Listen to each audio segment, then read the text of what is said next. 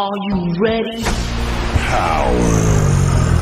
You want answers? I think I'm entitled. You want answers? I want the truth! You can't handle the truth! What we've got here is failure to communicate. I'm building an alliance.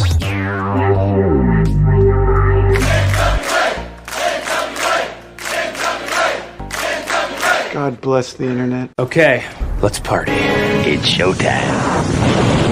It's time for the Alliance Guys podcast with your hosts Kevin Frazier, Jaden, DKM, and J. Cal. What is up, everybody? Welcome to the Alliance Guys podcast, a presentation of Alliance-Wrestling.com, your number one source for news and information for the National Wrestling Alliance. My name is J. Cal, and this gentleman right here, well, that would be the mighty DKM. Welcome to the show, Mr. DKM. How are you this evening? Grumpy. Grumpy? So how's that different than any other day? Grumpier than normal. Oh, y'all best be on your best behavior, everybody, because an angry DK is a feisty DK. Hey, Willie. What's up to... Oh, sorry about that. Everybody in the chat, what's going on? I see Bobby Batito's here. Wrestling with the MMA is here. Hello, Bobby. Willie Bowen. What's that? I was saying hello to Bobby. Oh. And I it's, don't feel like typing today. I don't blame you. You could just share your commentary with the guests in the chat just by talking to them directly. I'm sure that won't disrupt the show at all.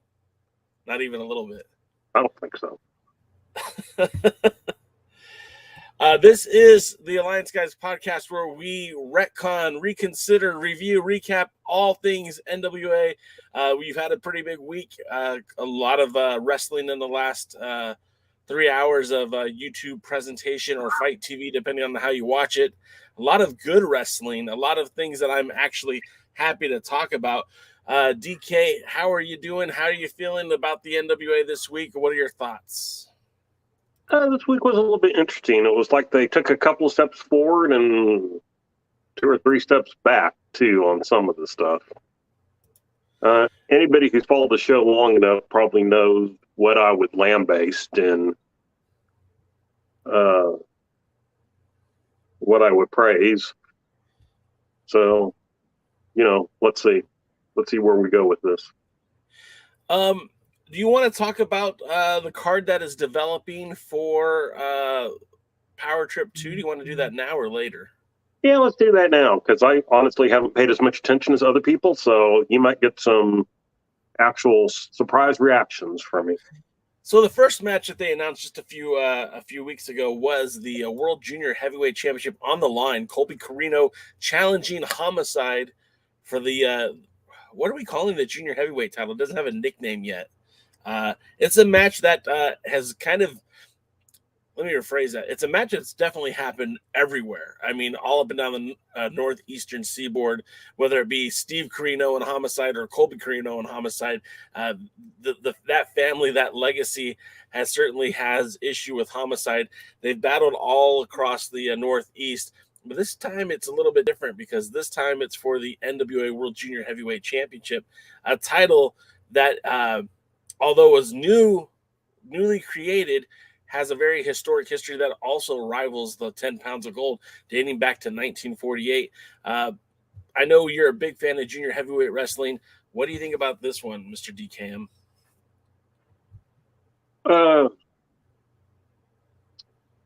Other than the way Colby Corino was presented this week, I mean, it seems like a natural match. Corino's obviously been a guy that they've been building and kind of a top guy in the junior heavyweight division. I wouldn't want him to win the title yet, but, it's a match that makes sense for the most part. I'd like to see a little better build before they announce things like this, but yeah. And it would have been, it kind of would have been fitting after this week's episode of NWA USA to make that match announcement because, Colby directly addressed the Junior Heavyweight Championship. He directed his comments towards Homicide it would have been a perfect place and opportunity to say, okay, well, you want a shot, you got it. Here we go. I like the announcements of the matches early. That's I'm a stickler for that. I don't want to buy a pay-per-view or pay tickets to a wrestling show without knowing what I'm getting. So I do like that they're announcing the card a little bit sooner.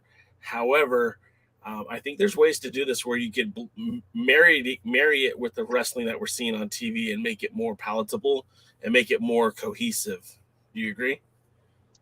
Yeah, and that's always been one of their biggest weaknesses. I've always said by the time they film TV, it's almost like they don't know what they're doing for their next show. So things don't always match up the way they should. And we kind of saw this week, even the way things are presented in USA versus the way they are on Power can be a little bit confusing. Yeah. I mean, yes, 100%. The next match that was announced, and I'm excited for this one. You and I going. Oh, Yikes. Lost DK.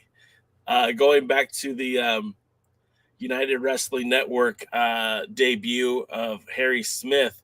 We were all so excited to see him back on the Indies, and then he signs with the WWE during the whole mess with the global pandemic, and then gets released again. So.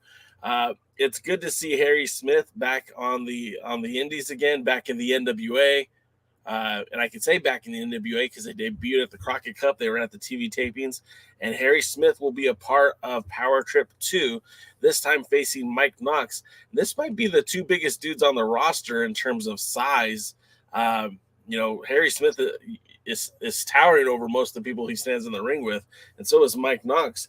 And I have to ask you, DK, I mean, it's not the pairing that I wanted, but do you think that this match might be interesting?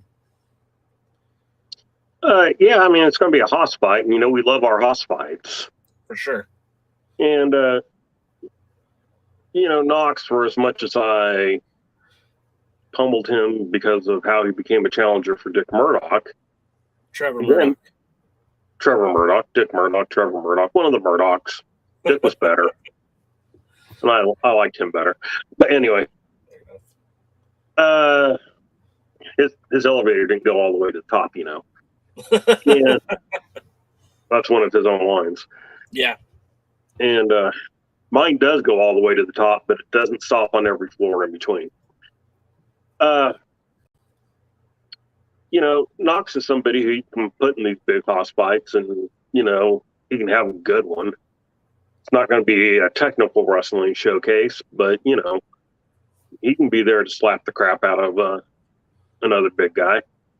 And Harry Smith, I like. And this type of match and I don't know what they're going to do with it, but this type of match that you would go, hey, the winner of this one should, wrestle Jax for the national title. Which I said on Facebook, and Jax didn't necessarily like the fact that I said on Facebook. He told me to hush. So sorry, he can probably beat both of them, but yeah, well, get big two hosses in there and let the winner go face the next big hoss. We make no qualms about how much we like and admire one Jax Dane. And to your point, yeah, I think Jax could take the winner regardless of who walks out as the winner. But I think a big Haas fight is always fun. We do enjoy our Haas fights on here. The continuation of the storyline from Crockett Cup as well kind of plays out here because remember VSK and Mike Knox came out during the championship match between Cardona and Aldis. And it was the Commonwealth Connection, Smith and Williams. Why did they call them Smith and Williams? That would have been a great tag team name. Oh, man. What a missed opportunity there. Smith and Williams. Because I didn't get to name them. Yeah. Anyways, they came out to run them off, and so it kind of makes sense that the continuation of the storyline, although that Nick Aldis and Harry Smith haven't really been seen on camera as a cohesive unit, it just feels like this is kind of like it continues to play off of that storyline that they were developing at Crockett Cup. So at first I didn't love this match, and I kind of wanted it to mean something more, but the fact of the matter is it's good. This is going to be a good match. It's going to be a fun match. You got to put your faith in Harry Smith. I haven't seen him have a bad match on the independent wrestling scene. And Mike Knox might be the right guy to have a good hoss fight with him. So I'm excited. Real quick, Firefly says, Mike Knox is missing something. His current position reminds me when Aaron Stevens was floundering as a face. I mean, yeah, he certainly is missing something. I think it's called charisma. He doesn't do a whole lot to get me excited one way or the other. You know, you look at someone like Wrecking Ball Gursky, and I don't want to spend too much time on this, but Wrecking Ball Gursky was given a very marginal role on the show. Him and Jay Bradley were the fixers, and that was supposed to just be Colby Carino's henchmen. And I feel like right now they've probably eclipsed that. And I think they're probably more over on the roster than Colby is. In fact, I think Wrecking Ball Gursky is one of the more over guys on the show because of his natural charisma. You got to give the guy credit. He took something that was marginal and made it something kind of interesting and fun. Well, Knox is somebody who would definitely benefit from a manager, but you know, the group there, Cardona's kind of the spokesperson, but we see this a little bit in the NWA with the groups. It's like they have their factions, and sometimes they come out and interfere, but they don't always make appearances together. Well, this is one of those situations. You're right. He would benefit from a manager, but like on the brand already, there's no viable option. He can't be managed by Austin Idol. Can't be managed by Danny Deals. Shouldn't be managed by Sinister Minister.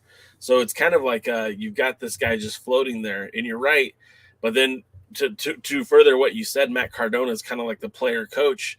So, I mean, he should be the manager. He should be in his corner, but I don't think that's working the way they would want it to. Anyways, I'll move on to the next match. Speaking of Cardona, we have his opponent from Crockett Cup taking on his best friend in Brian Myers. Now, Brian Myers, as many of you guys know, him and Cardona were a tag team for the WWE for quite a long time. I believe they held the tag titles on multiple occasions. He's been working Impact lately along with Cardona. I'm not going to say that this is a bad matchup because I know Nick Aldis could have a good match with almost anybody. Brian Myers is certainly a gifted athlete. I know the storyline is that he's Cardona's best friend and all that, but I'm not sure how I feel about that. What is your take on this one? The problem for me is I don't know Myers outside of Curtis Haskins. I don't remember what his name was in WWE. But his last major storyline there was that he was basically on a terrible losing streak until he and Zack Ryder teamed up and won the tag team belts. And I don't know. I don't watch Impact, so I can't say, oh man, he's really impressed me in Impact. So it's going to be strange that he's in the wrestling world, he's a well-known individual. But my personal world, I don't really know much about him or what his style is or how good he is. So, the good thing about if you put him in with someone like Aldis is someone who can cover weaknesses. But, they could have a really good match. I don't know. If any of you out in the chat land there follow him at all, tell me, is he good? Is this a match I should be really excited about, kind of excited about, or why are they having this? A few years ago when he was out of the WWE, he had a special attraction match at the United Wrestling Network during one of their red carpet rumbles. And I wasn't very interested in him at all. And I'm not trying to downplay the guy because, he is a product of the WWE farm system, just like Matt Cardona. I don't want to say anything negative about him, but he just seems to kind of exist. I haven't seen anything like good or bad from him. He's just there. So I don't know what if you guys have something positive to say, please put it in the comment section. Let us know what you think about that matchup between Brian Myers and former world's heavyweight champion Nick Aldis. Speaking of the chat, what will Luthez do? Notes that Cornette put it best. There's no personality machine at the gym. So yeah, it's something you either have or you can develop it, but it does take time. That's a hard pill to swallow for a lot of guys. Yeah, well, Gursky says, or Firefly says, Gursky has natural babyface expressions, which I'm not going to disagree with him on. I mean, he can look big, mean, and tough, but he does kind of, he looks like your buddy. You know what I mean? He looks like your pal that's over there wrestling. Yeah, he's like the guy that, as someone who's overweight, I can say this. He looks like the fat guy that we go, that when you go out, he's a lot of fun. and he probably drinks too much, and he probably has a little too much excitement.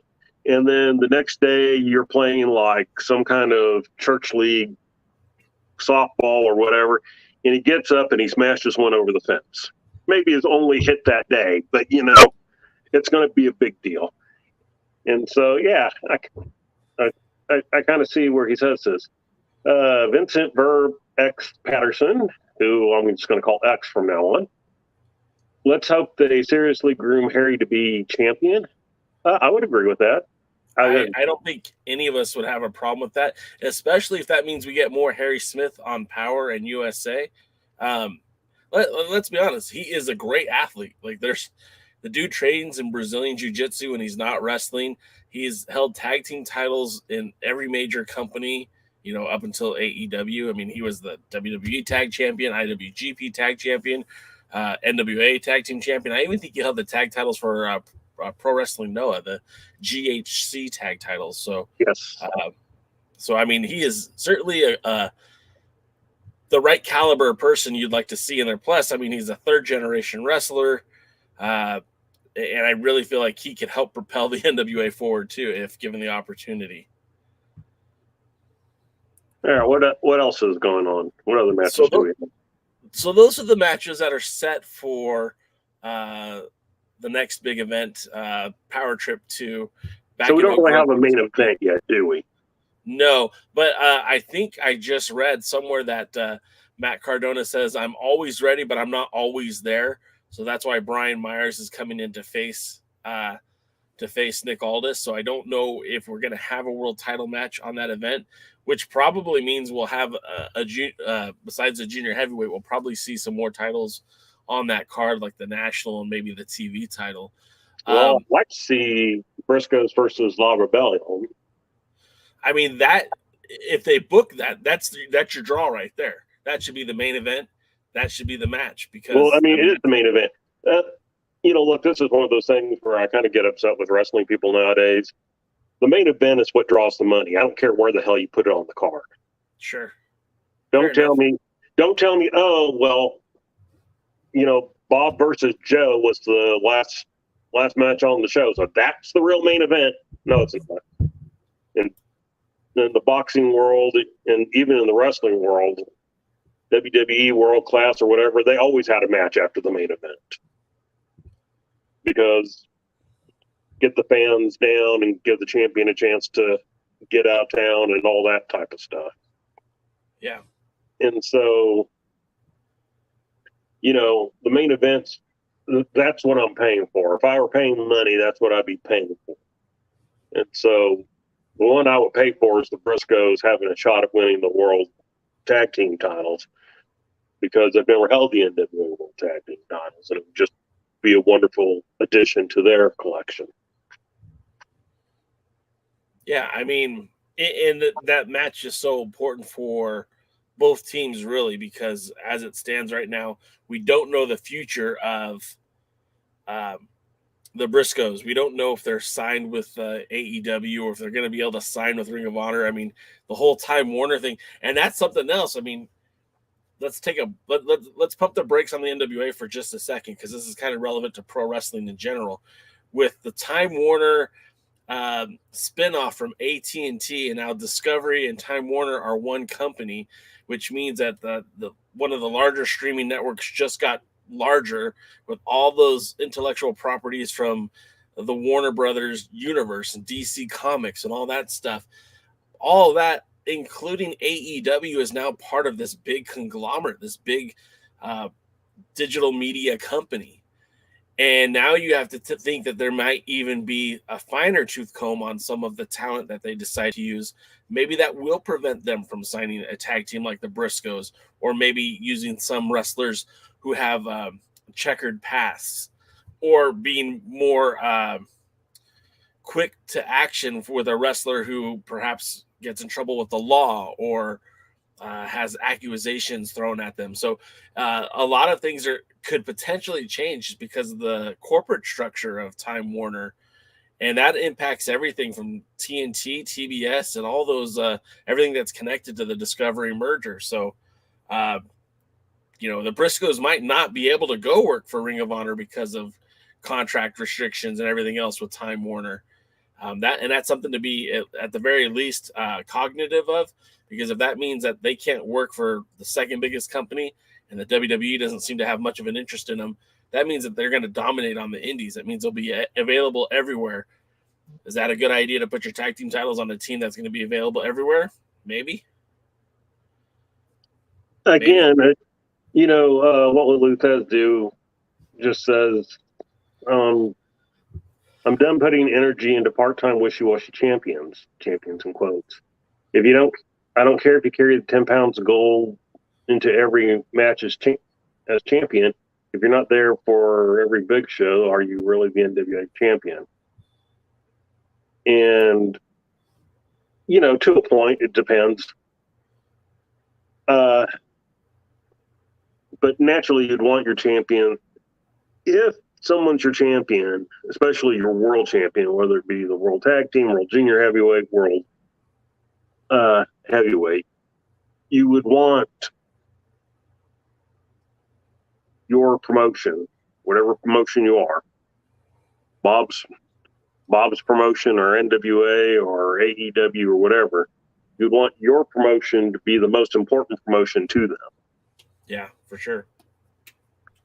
And again, that's where I've had issues with Cardona, because we know in reality he likes being NWA champion, but it's not going to be the most important. And look, right now, that doesn't mean that he won't be there, whatever he's saying at the moment. Yeah. He could not be advertised and show up unadvertised. He could end up with a match. We don't know.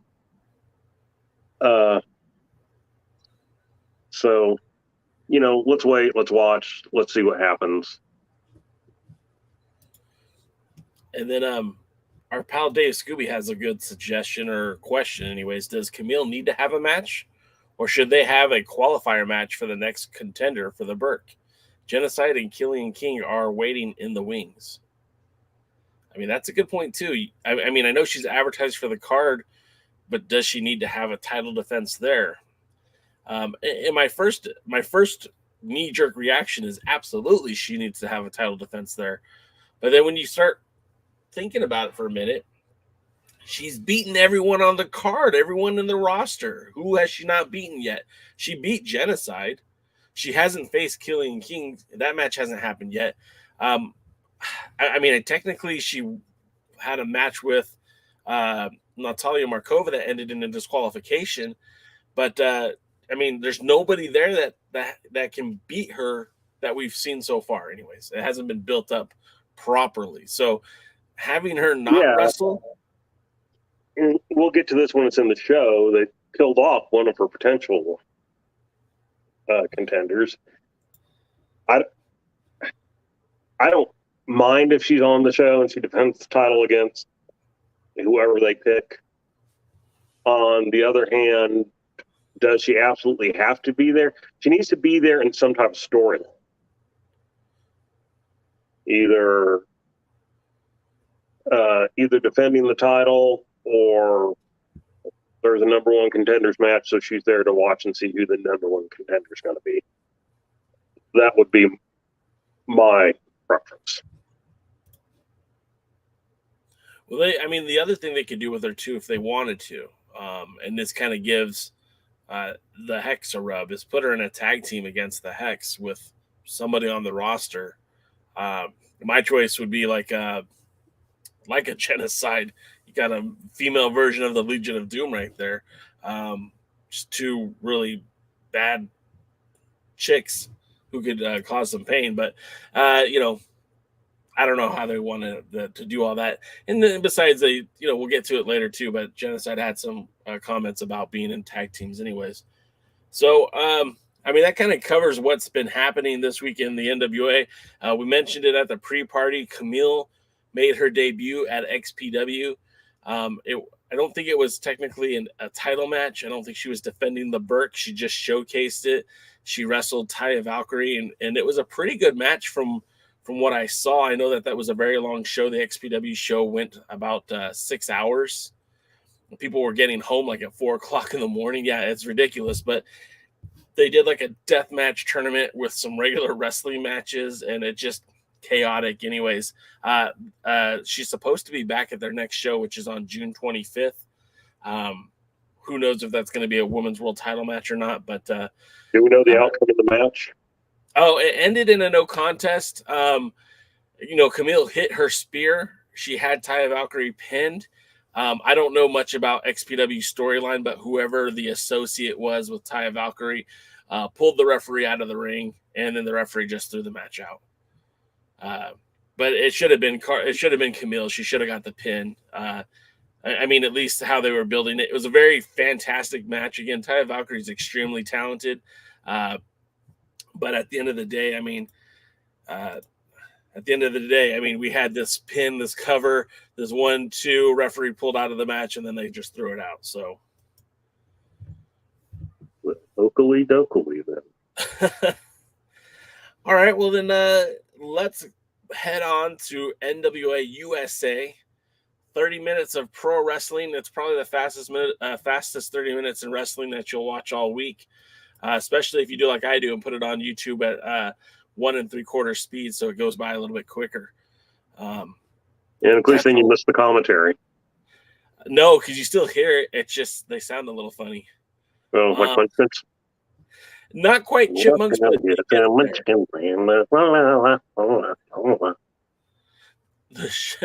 Season 2, Episode 3 of NWA USA. The show opens with May Valentine. I always want to say Agent May because I used to watch Agents of S.H.I.E.L.D. May's in the back with Chris Silvio Esquire, also known as Jax Dane's legal representation. Easy for me to say. He agrees that this tag team match to determine a challenge for the national championship is wrong and motions that Jax will face whoever Jax wants to face, essentially meaning that this match is meaningless because he is the national champion and he should determine who his challengers are. No, that's not how it works, Mr. Silvio. Maybe I know your background is pro wrestling, but maybe pay a little bit more attention to the wrestling than to the legal textbooks because the champion faces whoever the owner of the company wants the champion to face, period. Any thoughts on this one, DK?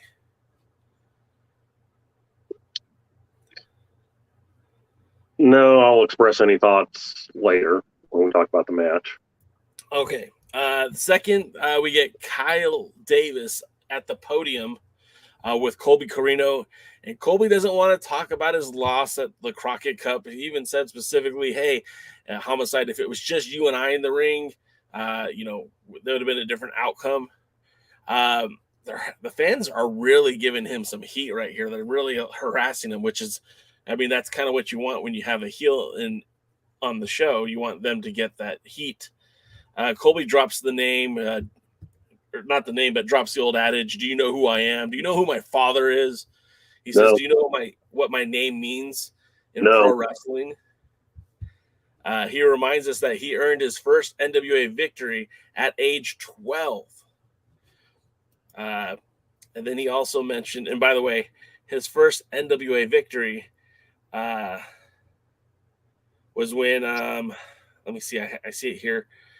I think it's when he defeated the original Monster C, which would have been his pops. So, oh, wait, no. I take it back. He defeated the Golden Boy back in 2009 at BCW Summer Nights in Wisconsin. So, in case anyone was wondering. Which Golden Boy was it? There's about 20. You're asking me questions I don't have answers to. Let's see. No, it doesn't even give me an option to look him up because it's Golden Boy number 6. We'll just go with that. Works as well as any other. Don't source me on that. And then he brings up the fact that he challenged for the World Junior Heavyweight Championship at age 14. Now, that was in 2011, May 22nd at World 1 All or Nothing. And that was an event held in Jackson, New Jersey. Now, if our other pal Jaden would have been here, he would have probably told you that the match to determine that number 1 contendership happened not on a dog event, but actually on another NWA event in that local area.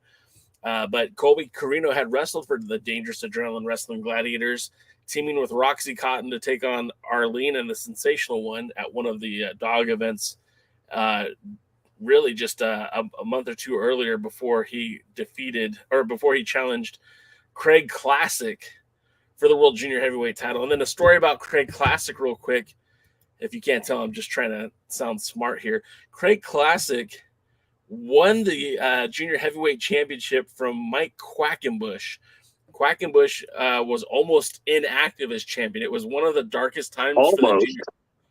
Well, he wrestled Claudio Castagnoli in an open weight match for the Junior Heavyweight title. How would that even have worked if Colby or if I almost called him Cesaro, if Claudio would have won? Would he have had to forfeit the title, or would they have changed the rules of the belt? I probably would have forfeited the title. It was stupid. He had like 6 title defenses in the first year or 10 months or something reasonable. And then he went like 2 years without ever defending the title. So when Craig Classic won the title, we were all very excited for the NWA. This was at a time that the NWA was really starting to kind of find its own identity after splitting from TNA. You saw a lot more wrestling promotions show up. NWA Florida, the partnership with 01, a lot of promotions that were around at the time. And then you had this guy, Craig Classic, who, again, we mentioned Dangerous Adrenaline Wrestling Gladiators, our pals over there in New Jersey. They hosted him for a show where he defeated Joey Spades. The next day, he defeated Colby Carino at the World 1 show. He literally had about a good 14 title defenses before he vacated the title shortly after the Sheik was stripped of the title because of the controversial Sheik not wanting to defend the title against Adam Pearce at the anniversary, the Ohio State Fair. It wasn't an anniversary show. It was just an Ohio State Fair show that was put on by the actual National Wrestling Alliance, not a promoter, not a promotion. But DK, I see your face. Am I going too far into this? No, I'm just remembering that whole time and the Sheik, and he was an idiot, and Craig Classic was a bigger idiot, and I think he bought into the Sheik telling him some stuff that was never going to happen. Well, we had Craig Classic on the show, and the fact of the matter is, when he became champion, he almost, I don't want to say he was living in Japan, but he had some sort of residency in Japan. So he was doing a lot of traveling back and forth, wrestling for Big Japan Pro Wrestling before winning the NWA World Junior Heavyweight title. Then he went to 01 and was able to defend the title there. And then when he forfeited the title, he kept the belt and somehow took that belt to 01. A big confusing cluster F, if I can just use that word. But something that I think certainly shrouded in just the absolute inane silliness at that time was Colby Carino, who was 14 years old, challenging for the World Junior Heavyweight Championship.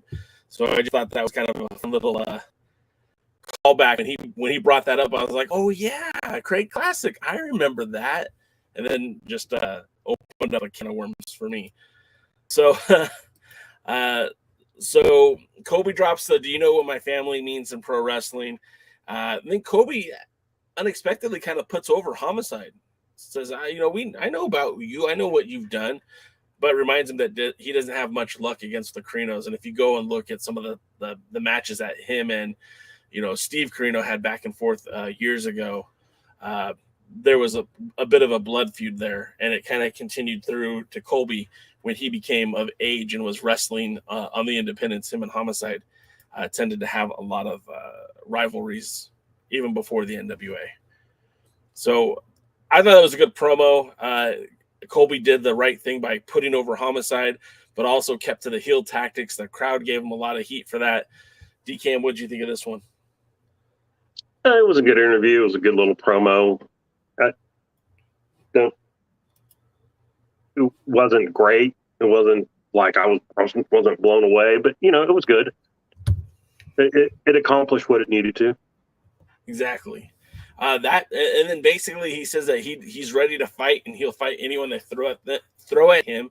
He didn't even want to wait for the commercial. However, it's YouTube, so they need to take the commercial break. And then out comes Action Mike Jackson, 72-year-old wrestler. Like, I don't have a lot of nice things to say about guys who are in their 70s still wrestling. I know a lot of people are like, hey man, that guy could still go, but it was very hard for me to get into this match. Not only was Mike Jackson 72 years old, Velvet Sky was very heel on the commentary. She was very dismissive of Jackson, which kind of was in line with what I felt anyways, but it just, I don't know. He hit a lot of his signature arm drags, which is very impressive for somebody 72 years of age. But Colby Carino is supposed to be one of the guys that is like the future of this company. At least that's how I feel he's presented on air. So when he's taking a lot of offense from a guy who, again, is 50 years older than him. They even said it on commentary that Action Jackson was 47 when Colby was born. That's something. And Carino misses a swanton bomb. He starts taking a lot more offense from Jackson. Carino ends up going to the outside. Jackson's going to dive on him. Carino uses a foreign object, smashes Jackson in the face, prevents him from going through the ropes, gets in the ring, picks up the 1-2-3. Yeah, you had to cheat to win on a 72-year-old man. I don't know how I feel about this one. DK, tell me how you feel. It was god-awful. You could not do anything more to damage a young up-and-comer. I'm not the biggest Colby Carino fan, but come on. Someone pull your head out your ass. A 72-year-old beats him up and he has to use a foreign object to win? Forget people who wrestle at 72. They only wrestle at 72 because some jackass puts them in the ring. So I don't know whose idea this was. I don't know who came up with it. I don't know that it was Billy specifically or someone proposed it to him and he said yes. Either way, it was stupid. And whoever came up with it should be fired. And if it was Billy that came up with it, everybody who said, oh, that's a great idea, Billy, should be fired.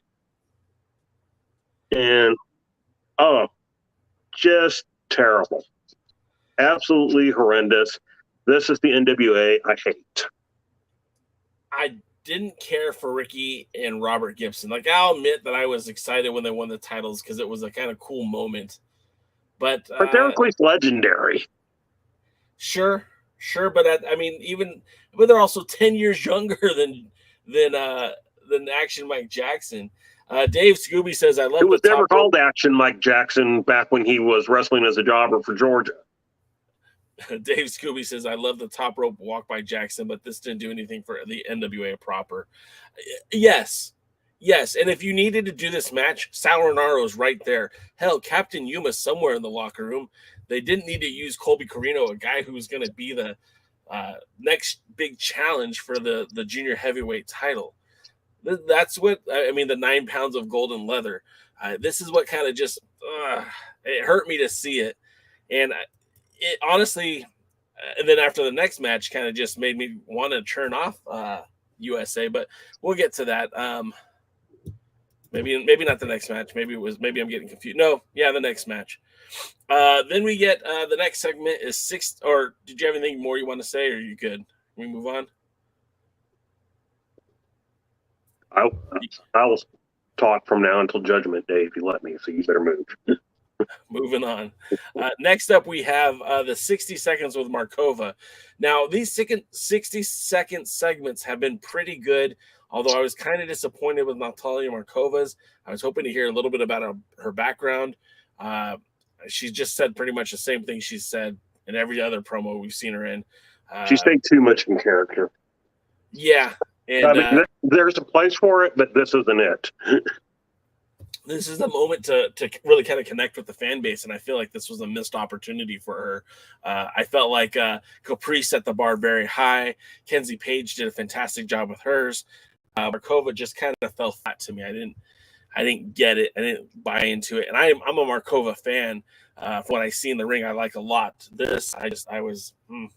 Hey, talk for 30 seconds. I got to throw a dog out. All right. So then as it continued to go on, well, let's talk about Markova because I want DK to be here as we continue to talk about the show. Markova has been so good on Power on USA that I felt like maybe she didn't even need this time, and I felt like maybe this could have been used for somebody who is lesser known or we don't see as much. Perhaps maybe like a Mims. Or, I mean, I know we get a lot of Mims, but maybe that would have been a good opportunity for him. Or maybe Alex Taylor, who's somebody that's been kind of showcased a lot on this show. Or even a Marche Rocket, right? Even though he's a heel, Marche Rocket has been on NWA USA quite a bit, tag team and singles. So maybe that would have been a more opportune time to put him on that show, in that segment. What do you guys think? Comments. What would Luthez do says that he can expect a Camille versus Markova as the main event. I think you're talking about for Power Trip 2. And I don't know. I mean, after watching Power, I don't know if I exactly agree with that. We'll get back to that, though, in a moment. I think DK will be a few minutes longer, so we'll just keep going here. Next up is the Sal Rinauro versus Aria Daivari, not Sean Daivari. And I hate that Galley and Sky act like Rinauro is a split personality kind of thing here. He's full on embraced the Sinister Minister. He's full on embraced that whole gimmick of being a part of this faction, this group. So I think it's a bit weird that they keep referring to him as it's your pal Sal, or oh, this is out of character for Sal. Like, no, he's changed. He's not the same person anymore. With that being said, the entire thing just feels very cringe. The match itself wasn't bad. There's a lot of back and forth between Rinauro and Daivari. The weird thing is because Daivari isn't a natural babyface, and Sal Rinauro up until this point has been a babyface, you had the crowd cheering for Rinauro, which kind of is counterintuitive of his new heel persona. If you're going to put Sal Rinauro in a match, I mean, Sal Rinauro, if you want him to be a heel, you can't put him up in a match with another guy who's presented as a heel. Daivari gets the win when he uses his magic carpet to distract Sal. He throws the carpet at him, and Rinauro holds that thing over his face for a good 10 seconds longer than he needed to. Super kick by Daivari, followed up by a flying carpet ride splash off the top rope. Daivari gets the win. I mean, the match itself wasn't bad, but just some silly spots in it. DK, what were your thoughts?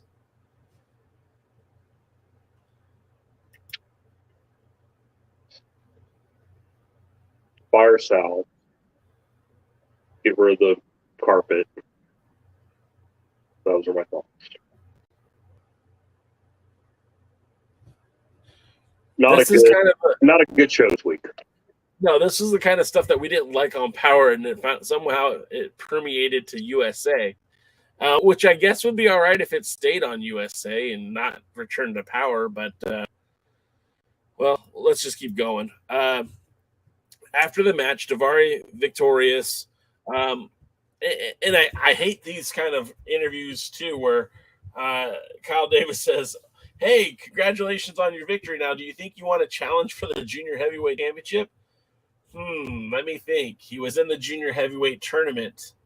If he has the wins and losses to get qualified for a title match, of course he'd want that, right? Am I crazy for them to assume that he'd want a title match?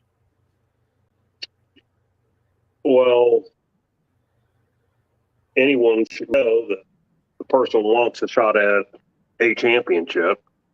So, I mean, I guess the answer could be, well, no, not the junior heavyweight. I decided to go after Tyrus and the TV title.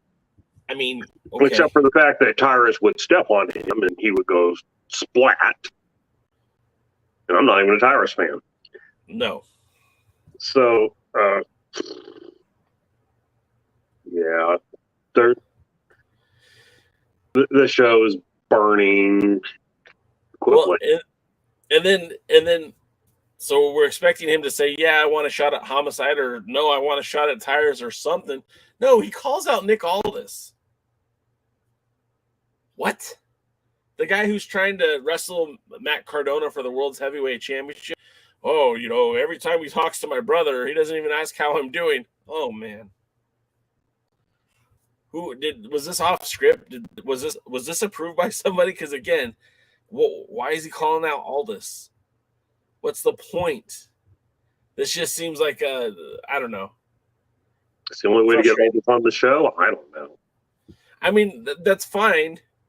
That's fine. No, it was stupid. This was stupid, and that's kind of a hallmark of this show has been kind of stupid.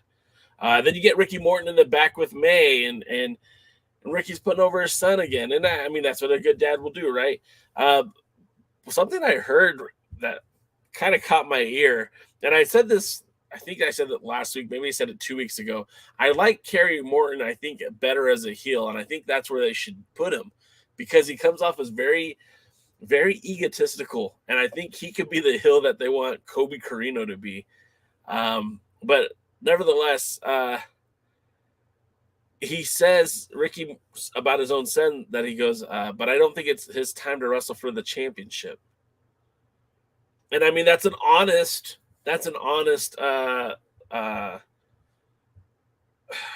admission of your son's preparedness in the world of wrestling. But if you're his son, don't you take that as kind of an insult? What do you mean, Dad? You don't believe in me? You don't think I can be champion? I just thought that might have been a slip that might be pointing Morton and Kerry into that heel position. What did you think about this? Am I reading too much into it? Probably not, but honestly, since I was kind of running behind, I actually watched these shows just before this. I fast forwarded through Ricky. I didn't care. It wasn't a great promo. It just the little piece in there kind of made me think that maybe they're hinting at a heel turn. We can hope. Then he would be a more interesting character that way. I think he would. He's not his papa, and that's the thing. He walks around with a lot of swagger for somebody who hasn't done anything. And I'm not trying to sound insulting, but Kerry Morton's done nothing in the business. His pops did a lot. So if his pops has swagger, it's well earned. Kerry hasn't done that yet. He didn't wrestle in the Sportatorium. He hasn't, wrestled the Midnight Express. What he's done is minimal, is marginal. So he shouldn't be walking around with that swagger. So I don't know. It would make a great story with him turning heel and breaking his daddy's heart. But we'll see. That all remains to be seen. Next up, we get the Fixers versus Marche and a mystery opponent. Now, they hinted at this earlier in the night. Joe Galli said that the match had not been sanctioned to be a number one contenders match for the national title. Then Galli noted right before this match that Made in the USA Medusa did in fact make this the winner of this match gets a shot at the national champion Jax Dane, which makes things very confusing as we get Jay Bradley and Wrecking Ball Gursky out there. You get Marche with Black G's. And you notice how like Austin Idol doesn't even come out with a Marche. He's strictly a Black G's manager, or not manager, but sort of looking for client. Okay. Marche is his client. He's not really an Idol mania because you don't see Idol out there with them. You just see Black G's out there with them. And then his partners announced as Jax Dane, which what? Huh? Why? Because Jax Dane is the national champion, and you would think he would want both teams to lose. He doesn't want either one of these guys to get a shot.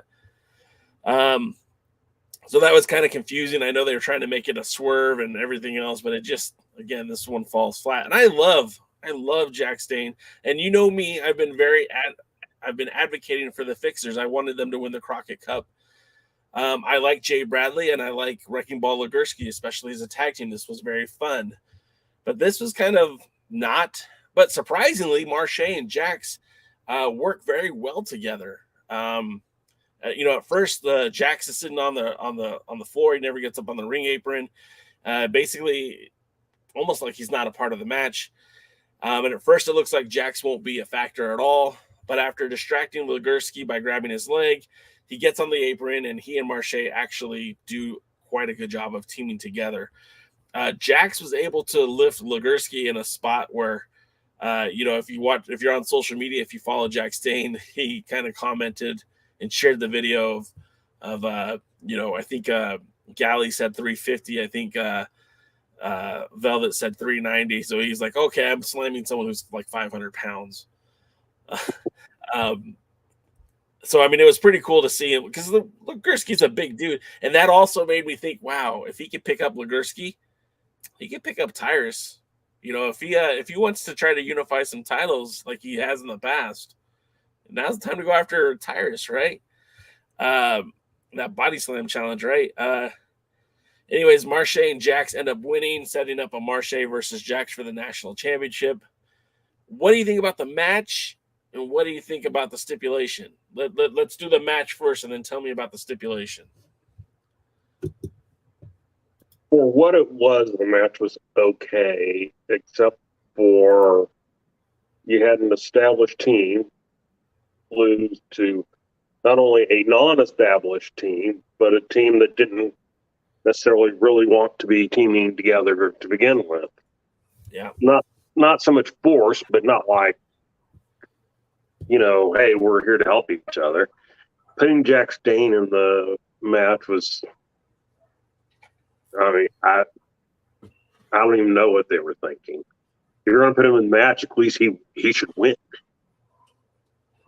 Because then it kind of like, oh, well, now he either gets to pick his own challenger or he doesn't have to defend, something.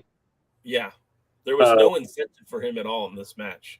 I mean, he basically helped somebody to challenge him. And then at the end, he's looking like he's unhappy. What did you think when you tagged out?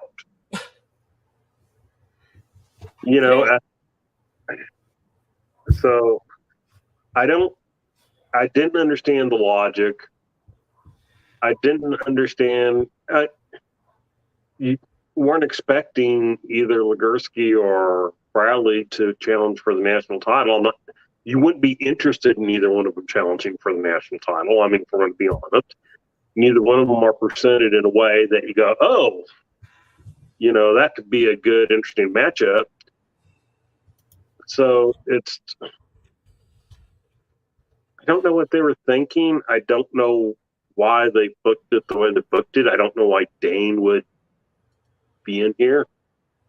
And I don't like that a established team took this loss, especially what what happens in Power. So now USA used to be one of my favorite shows because basically they would keep it around 30, 35 minutes. Yep. They would keep it more simple, more basic. They put on some good wrestling. And it's like they decided this episode, hey, you know those guys on the podcast, those sandwich jabronis or whatever? Yeah. Let's do everything that they hate and put it all on show. Yep. Because that'll teach them. Yeah. Well, I mean, it did. Yeah, it taught us not to watch USA. Well, and I agree with you. Like USA, in that first season, it hit the ground running. I felt like there were more good episodes than bad. Mostly a good show. And then the first 2 episodes of this season, good work. I was happy. This episode, just the wheels fell completely off. It was off the rails, whatever you want to call it. Just did not connect the way I think they wanted it to. So hopefully this was just a one-off and they get back to what made it a good show. But that remains to be seen. We'll find out next week. Supposedly, I think we have the national championship on the line, I think, next week, unless they're saving that for the prime time, the premiere live event of what's the Power Trip 2? Sorry. I kept wanting to say by any means necessary, and I knew that wasn't right. So moving on, season 8, episode 4 of NWA POWERRR.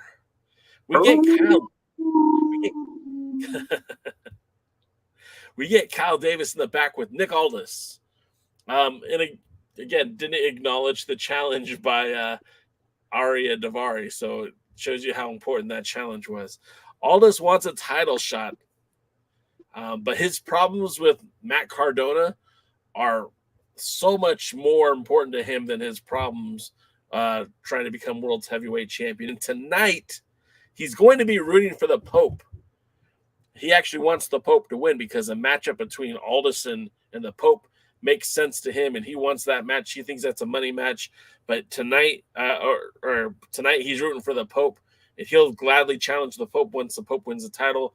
But his problems are with Matt Cardona, and all his problems go beyond the belt. So kind of it's nice to hear that Aldis's problems go beyond the belt, and hopefully soon that belt won't be available to Cardona or Aldis. But nevertheless, it's kind of a weird way of saying I'm rooting for you, Pope. What do you think about this segment? I like the way he ended it with good luck to both guys, but not to Matt Cardona. Reminded me of a guy I went to high school with. He used to tell the stupid joke, what do a grape and a chicken have in common? They're both purple except for the chicken. Yeah, exactly. Maybe that'll be on the future Dad Joke Friday. If it would work. Here's my problem with this interview. Yeah. It was filmed, I'm assuming, at the tapings. Yeah. And the tapings took place before WrestleMania weekend. Yes. And so something that had happened in between was Cardona laying out Mickey James and then their tag team match at the Impact show. Yeah. And none of this gets brought up. When Aldis is talking about it being personal, it's like, well, yeah, I understand it's personal. The guy attacked your wife. But you can't talk about the fact that his wife was attacked because that hadn't happened yet. And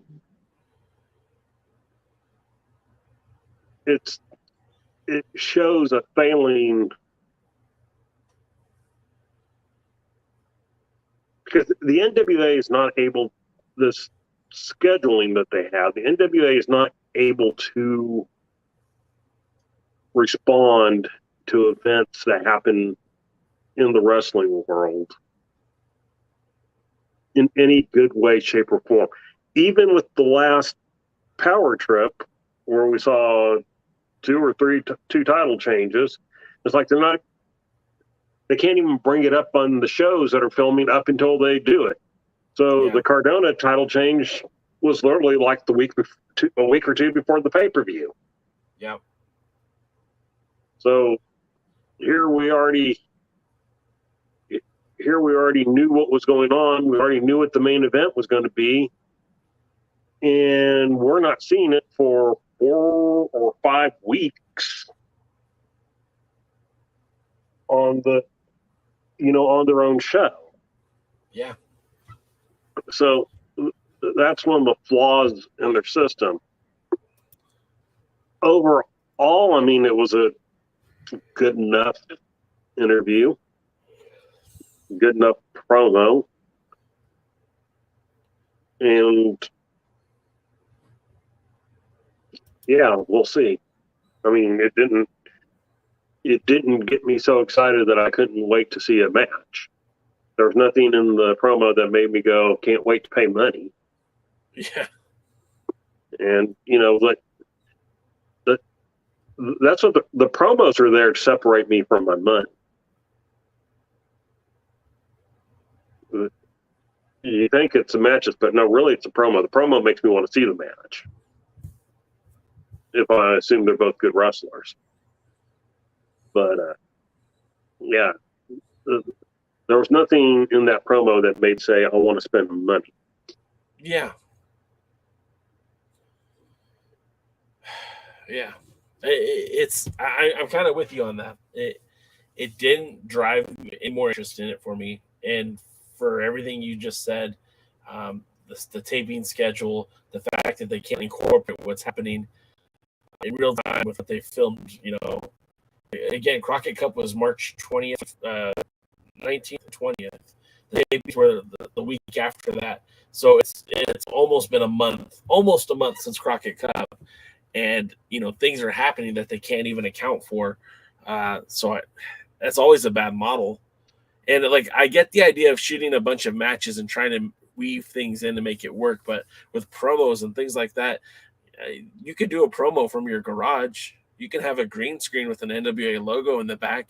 I just feel like some of these things should change. Sean Mega even says we need monthly tapings. It's not so much that we need them, it's that the NWA needs them. It hurts them.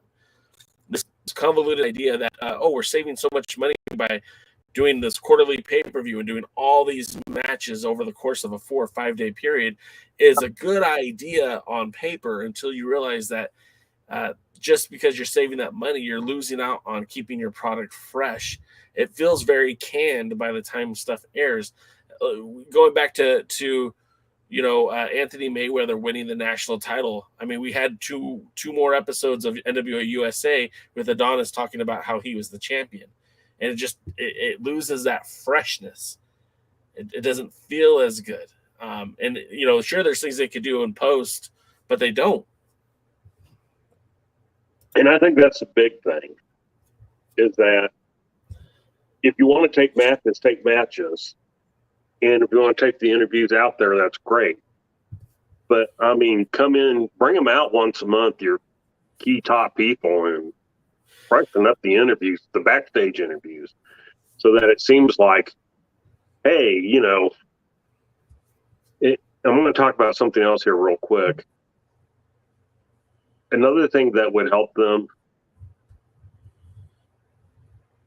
is to, hey, Jay, resend Jaden the link. The other thing that would help them would be they move the crowd around a little bit during the tapings after each show, because it's kind of noticeable. But Santa is always kind of in the same spot. We make other people in the same spot. This last taping, they had Green Guy, and Green Guy was always in kind of the same spot, which oddly, in one of those things, they told me that the main event may not have been taped the same night as the rest of the show. In the main event, Santa was moved and Green Guy wasn't there. I think he was, but he wasn't in green. And so it's just kind of, they do a lot of stuff that almost seems to intentionally make the show feel exactly what it is, but then they pretend that that's not the way it is, that this is a new week, this is something different. Oh, Bob got injured last week and he's recovered, so he's going to be in the match this week. Well, Bob got injured an hour ago. Yeah. Yeah, it makes it a little bit more difficult. And of course, it hurts the product overall. If there was some sort of way to kind of, what's the word I'm looking for here, marry an opportunity of having these marathon television tapings blended in with the fresh stuff that's happening once a month. You don't have to give away the entire golden goose, but just having some of the some freshened storylines and have matches just ready to go on TV that don't necessarily have to play into a big storyline. Look, Tom Latimer wrestling Tim Storm works anytime, every time. There doesn't have to be a reason to do it. It just works. So, yeah, and I think also this is where we get what we talked about in the past, where the shows before the pay-per-view are just so plain filler. I mean, they do nothing to promote the pay-per-view. They do nothing to, it's just like, well, we got to have some matches here, so here's stuff we tape. Yeah. What would Luthez do? Says marathon TV taping sucks for fan reactions as well. Crowd is worn out, rode hard and put away wet. Sounds like my ex-wife. Sorry, I make myself laugh sometimes. Luthez was there for the St. Louis taping, so he kind of knows what he's talking about. I mean, I was there for the first set of tapings for Power, and I'll tell you, after 2 nights of that, I was kind of done. It's hard for me to believe that they're doing pay-per-views and then 3 nights of tapings afterwards and expecting to have a hot crowd for that. I mean, 2 nights of pay-per-views on this last one. So correct. 5 straight nights of wrestling.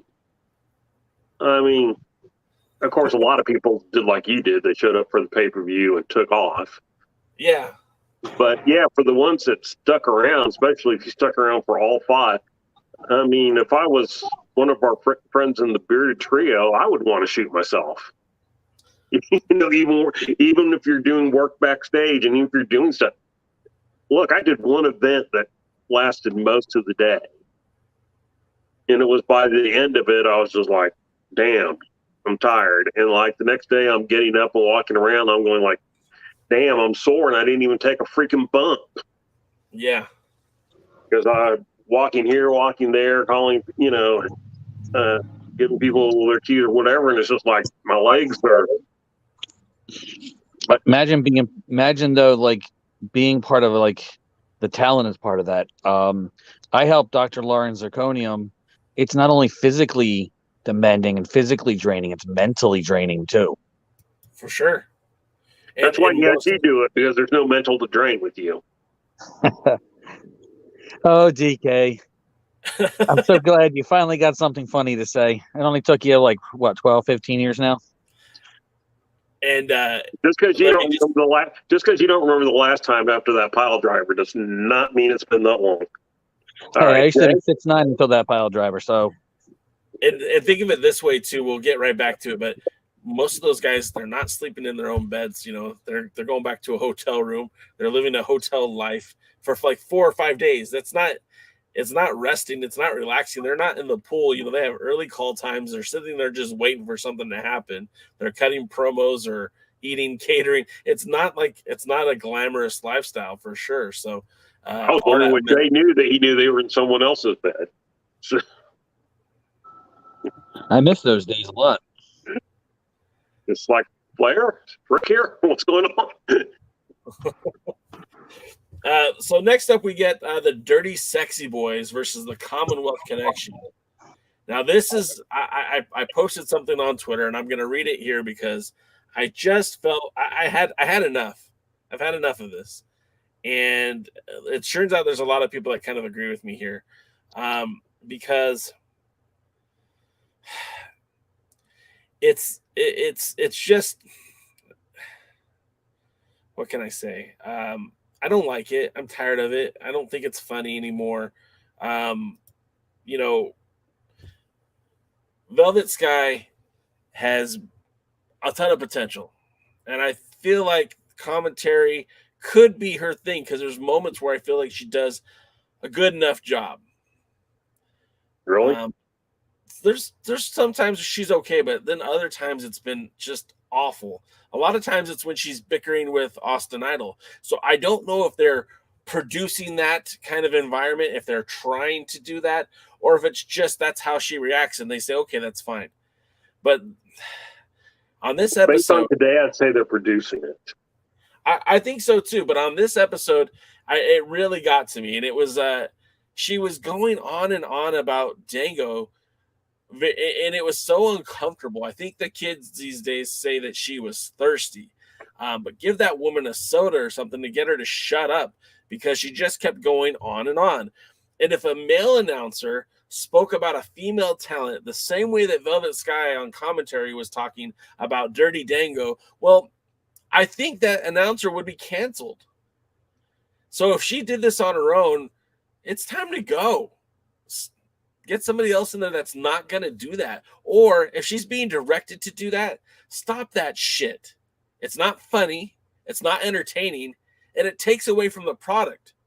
You had two really good tag teams in this match, the Commonwealth Connection and the Dirty Sexy Boys. And I know the Dirty Sexy Boys are a silly gimmick and all that, but let's not take away the fact that Dango and JTG can wrestle. They can have good matches. And I would love to hear Austin Idol call this match with Joe Galley instead of having Velvet Sky pander to Dirty Dango and, oh, baby, shake those hips, oh, this, oh, that. Jesus. Knock it off. It's dumb. It's redundant. How is that any better than Jerry the King Lawler calling out for puppies back in the Attitude Era? They don't do that anymore in the WWE. They shouldn't be doing this shit in the NWA. This was stupid. And again, if you're Velvet Sky and you're doing this on your own, just get rid of her. If she's being produced, if she's being directed, if someone's telling her to be like that, knock it off. Yeah, that was the J. Cal impersonation of DKM. I wasn't impersonating. That's from the heart. What would Luthez do says that was so phony and repetitive. Agreed. Shawn Mega says she's probably told to do that. Look, if the plan is to pull her out of the booth to manage the Dirty Sexy Boys, then do it. Pull the trigger. Now's the time. Let's not. Didn't Dango retire? He's a weird dude, man. He's a weird dude. And that's fine. Let him retire. She can manage JTG. He was taking a couple of months off forever or something like that, or was retiring forever for a couple of months. I don't remember his phraseology. Something stupid. Look, we all remember Terry Funk announcing his retirement and then being in the ring like 6 months later. I don't know that most wrestling talents retire. I think they just stop getting booked. But in this one, again, Velvet's fascination of Dango made me uncomfortable. It was hard for me to even enjoy the match. But the match itself was pretty back and forth. Davey and Doug are so good, and they've only had a handful of matches working together. It seems like they've been teaming for a lot longer than that. I did like the fact when Tim asked the proper question is if an Englishman does a European uppercut, is it just called an uppercut? I thought that was funny. In this match, you had Harry working more of a heel. I said Davey earlier. I meant Harry. Excuse me. Harry was working more like a heel in this match, which is kind of interesting to me because, again, everywhere else he's kind of being portrayed as a face. But in this match where you had two face teams going against each other, Harry kind of was working more of a heel style. And then so yeah, the match kind of went back and forth. Most of my notes are complaining about how Velvet was ruining the match. Doug Williams forces Dango to tap, and that was pretty much it. DK, what did you think of this one? Well, once I hit the mute button, I liked it a lot better. And that's not even a joke. That's what's sad. The match was okay. I like watching, excuse me, the Commonwealth connection. Billy's one of those people that likes face versus face and heel versus heel, and we'll see that again on the show. And I don't get it again. The idea is to get emotionally attached, and it's hard to get emotionally attached when you're constantly in flux.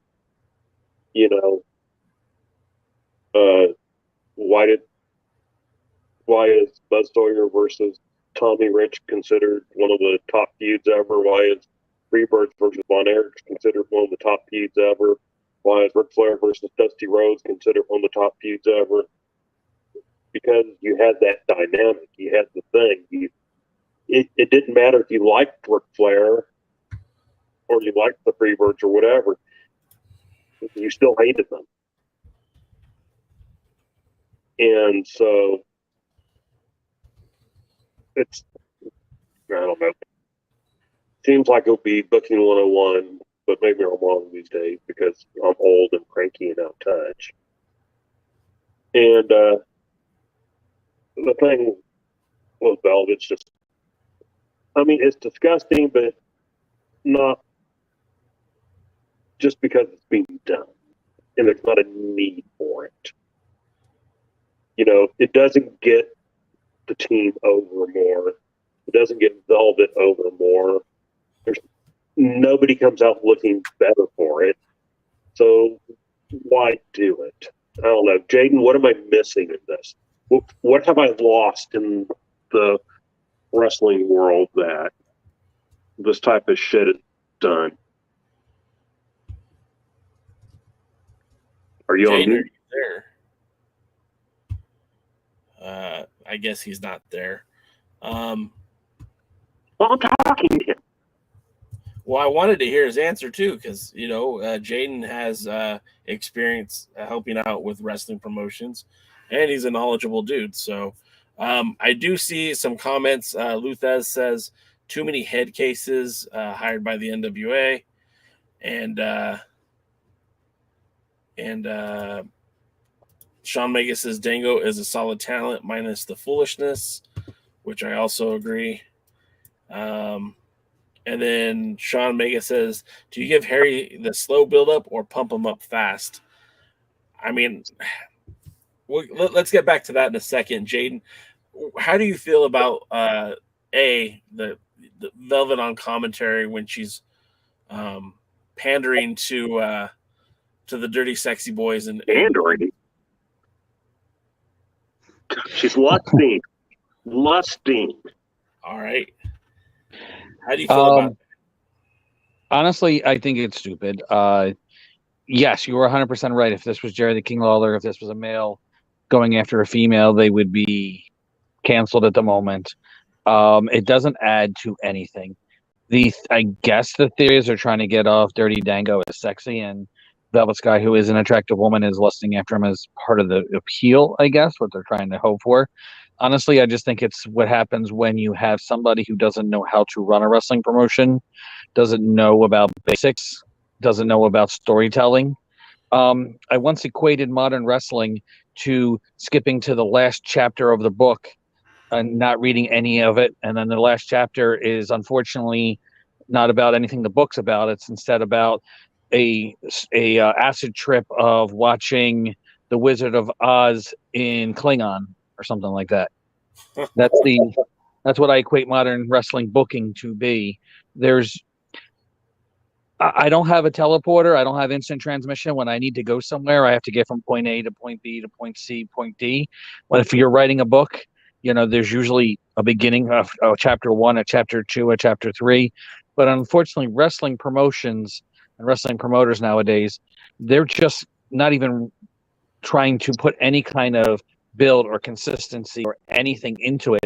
They just literally jumped right to the end and try to give you some big clusterfuck that they think is something because they saw it on Jerry Springer. They saw it on the Attitude Era in the opening match that wasn't going to draw anything, or because they see 20 billion indies do it because they don't know any better, or they get or airball in my throat, or they see an executive vice president decide to do everything wrong to get themselves over in to the detriment of their company they're working for and think that's a good idea.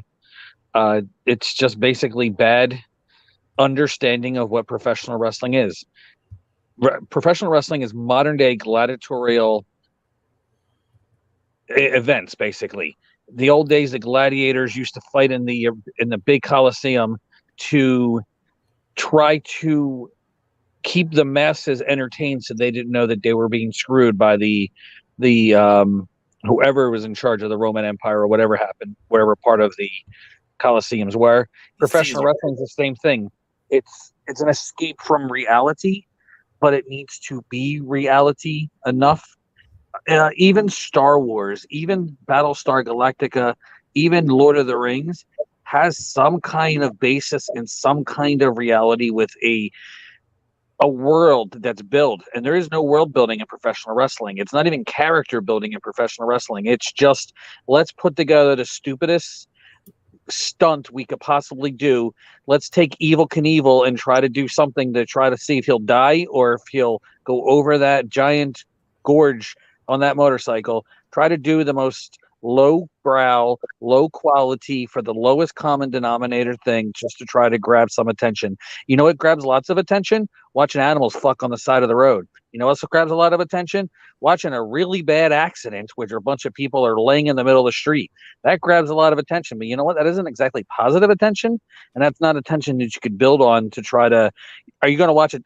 Right. I like watching people get hurt. I like watching videos of people doing stupid things, but I do it and I do it. I enjoy watching that a lot, but I don't think that if I could find that one stupid person getting hurt over and over and over again, it doesn't appeal to me, and that's why Jackass never appealed to me. It's funny when you do it once. If you continually do it, and then it's insanity. And that's what professional wrestling has become. It's not a story. It's not a distraction. It's not a way to get aggressions out in the masses. It's just a bunch of insanity that has no rhyme or reason behind it. I bet you didn't want all that word salad there, but that's my opinion. No, I think that's what we wanted, actually.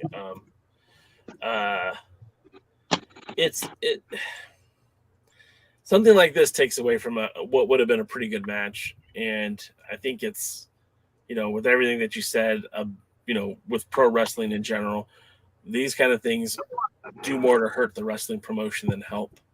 And it's not a good look for anybody. I actually was on a social media moderation page trying to see what the audience demographic is for the NWA. I'm sure it's a majority of males, but I know they have a female following as well. And I was just curious to see if there was any kind of ratios of what the man to woman ratio is of the viewers, maybe helping to, do they feel like they need to do this to appease the woman audience or I just don't get why they continue to do this. So we'll move on to the next topic. The match itself, I felt was good, but it was hard. Like I said, it's hard to get into. DK, what did you think of the matchup itself? Oh, which matchup are we talking about now? Sorry, the Commonwealth Connection and the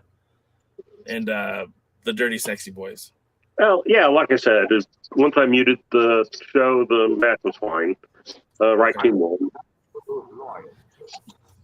So then next up, we get Natalia Markova versus Kilynn King. Or Kilynn King. I think I said it wrong.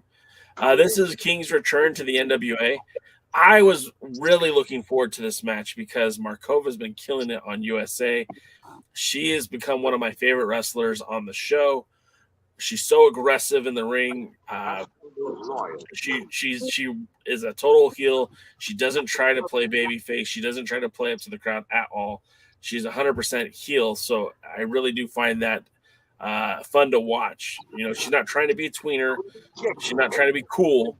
She's just out there being like this lethal Russian assassin, and it's awesome. The match is very competitive. It's very snug. A couple of kicks there, a couple of strikes. I mean, it looked like they were connecting full on. I don't even think they had time to pull some of those punches. Everything to me looked very crisp in this match. The King gets the win. Surprisingly, I was kind of surprised because I know it was her return to the NWA, but Markova had been very dominant on USA. King wins with like a pump handle driver they call the Excala driver. I thought it was a really good match, but I still think Markova should have gone over. DK, what did you think of this one? I have mixed feelings about it. I thought the match in general was pretty good. I enjoyed it up to the point where I felt like they were doing too many near falls. Too many. And I don't think it would have been as bad if the commentators wouldn't have kept saying, "This is it. This has got to be it." And I think that kind of kills it. It's one thing if you go, "Hey, they go for a pin and they kicked out." But it's like, "This has got to be it."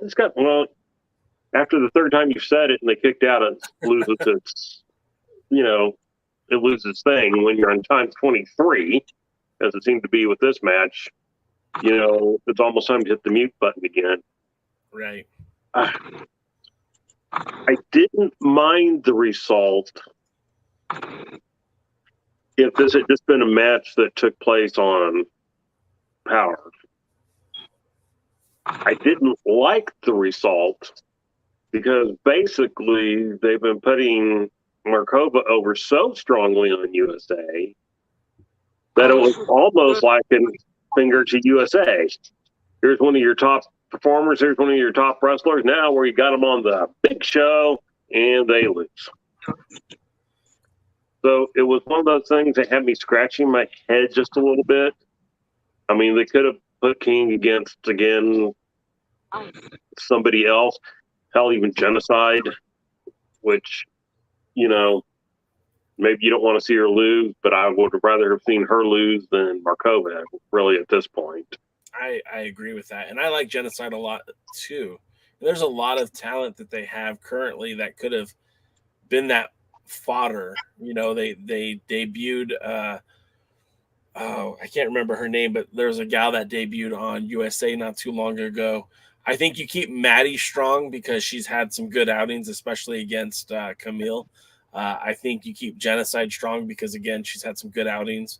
But there's plenty of women on that roster that could have, bit the bullet for Kilynn King, could have done the job, and it wouldn't have mattered. It wouldn't have hurt their reputation. It wouldn't have hurt anything.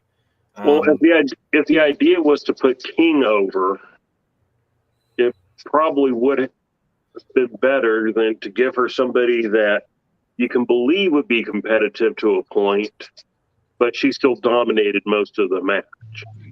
Instead, you kind of put her in this highly competitive match against one of your stronger booked people, and then she wins 1, 2, 3, and okay, yay, good for King. Maybe she's going to be the person facing Camille at,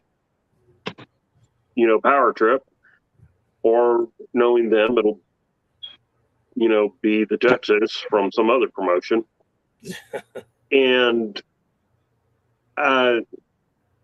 yeah, I don't know. All right.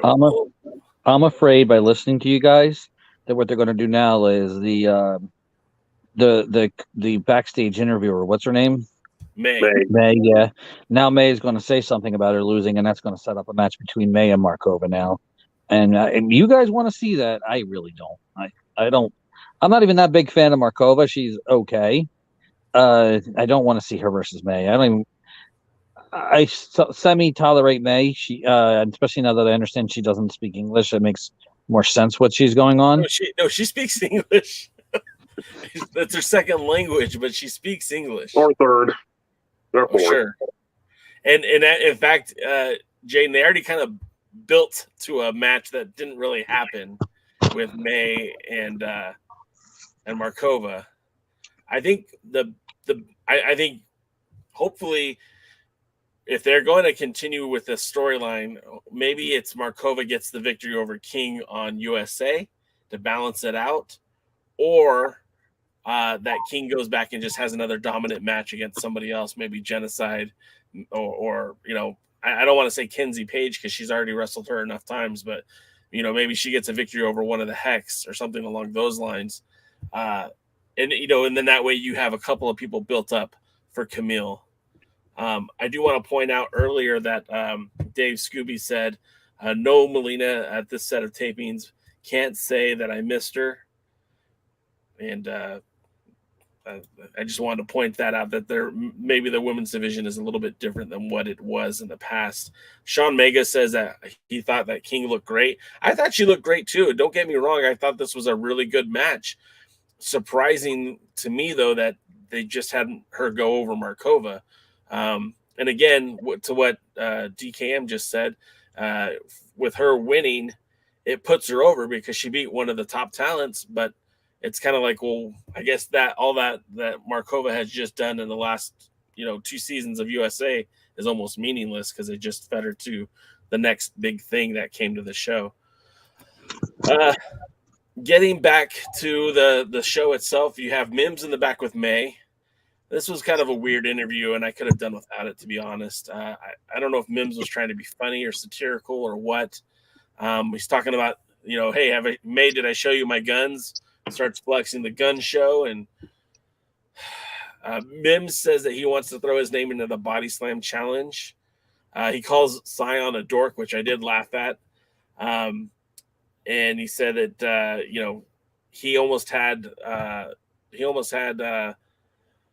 Tyrus ready to be slammed at POWERRR Trip 1, so he thinks he could slam him. DK, what did you think of this segment? When did he become a heel? Yeah, I thought that too. It was stupid. Well, it didn't do anything for Mims. It doesn't make you want to cheer him. No. And the more important thing is now he's got a body slam challenge coming up against Tyrus, and you're almost more ready to root for Tyrus because Mims is a jerk. I don't think I'd ever be ready to root for Tyrus, but okay. Well, look, the only person that's a bigger critic of Tyrus than me is Willie in the chat. But this is just one of those, what the hell are you guys thinking? I mean, he's gone from being like a Pope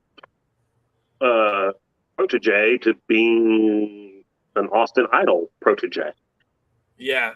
And his little shoot, bang, bang, or shoot, or tick, tick, or whatever, well, he was, let's be honest, didn't even look that good when he was flexing. And I know May's tall, but he almost looks short.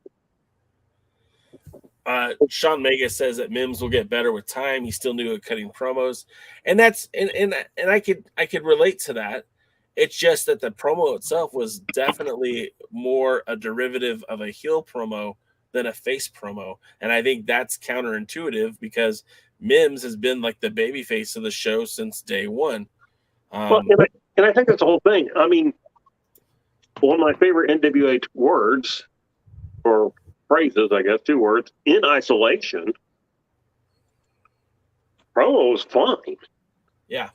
If Mims had been presented as a heel, if he had a turn, if he had, whatever, you would sit there and he was talking about challenging Nick Aldis or Pope or somebody like that, then you would sit there and go, hey, not bad. But if the idea is that he's going to challenge an unpopular champion for a body slam, I should want to see him body slam him. Instead, I'm just like going, oh, God, no. Listening to the both of you It's no secret that I'm a hockey fan, and I'm a big fan of the New Jersey Devils. And whenever the New York Rangers play the Philadelphia Flyers, people ask me who I cheer for, and I said I cheer for the building to collapse. It's kind of the same thing that sounds like with you. I just kind of cheer for, the ring to implode and get them off my television screen. Yeah, this wasn't the best segment. And then I just want to interrupt because I just saw something on Twitter. I kind of perused Twitter to see if there's any late breaking news that we can include in this show. And I saw this tweet and I just needed to bring it up because it's just this kind of says everything you need to know about the booking for the NWA, because we had Scion for weeks trying to get a shot at the TV title and Tyrus. And now we have a tweet that shows you got it blocked. Oh, it's blocked. Oh, let me. You got me in the front. All right, that's my bad. I can try to fix that. That he wants this more than you do. He wants the national title. Wait, that's not the TV title. Can someone tell Tyrus that? Excuse me. Can someone tell Scion that that's not the TV title? That's the national title. What is he talking about here? What's going on? Sorry, I had to. Sorry, guys. I had to share that because it honestly just frustrated me. And DK's frozen. Oh, now you're unfrozen. Okay, so sorry, I just saw that and I needed to vent.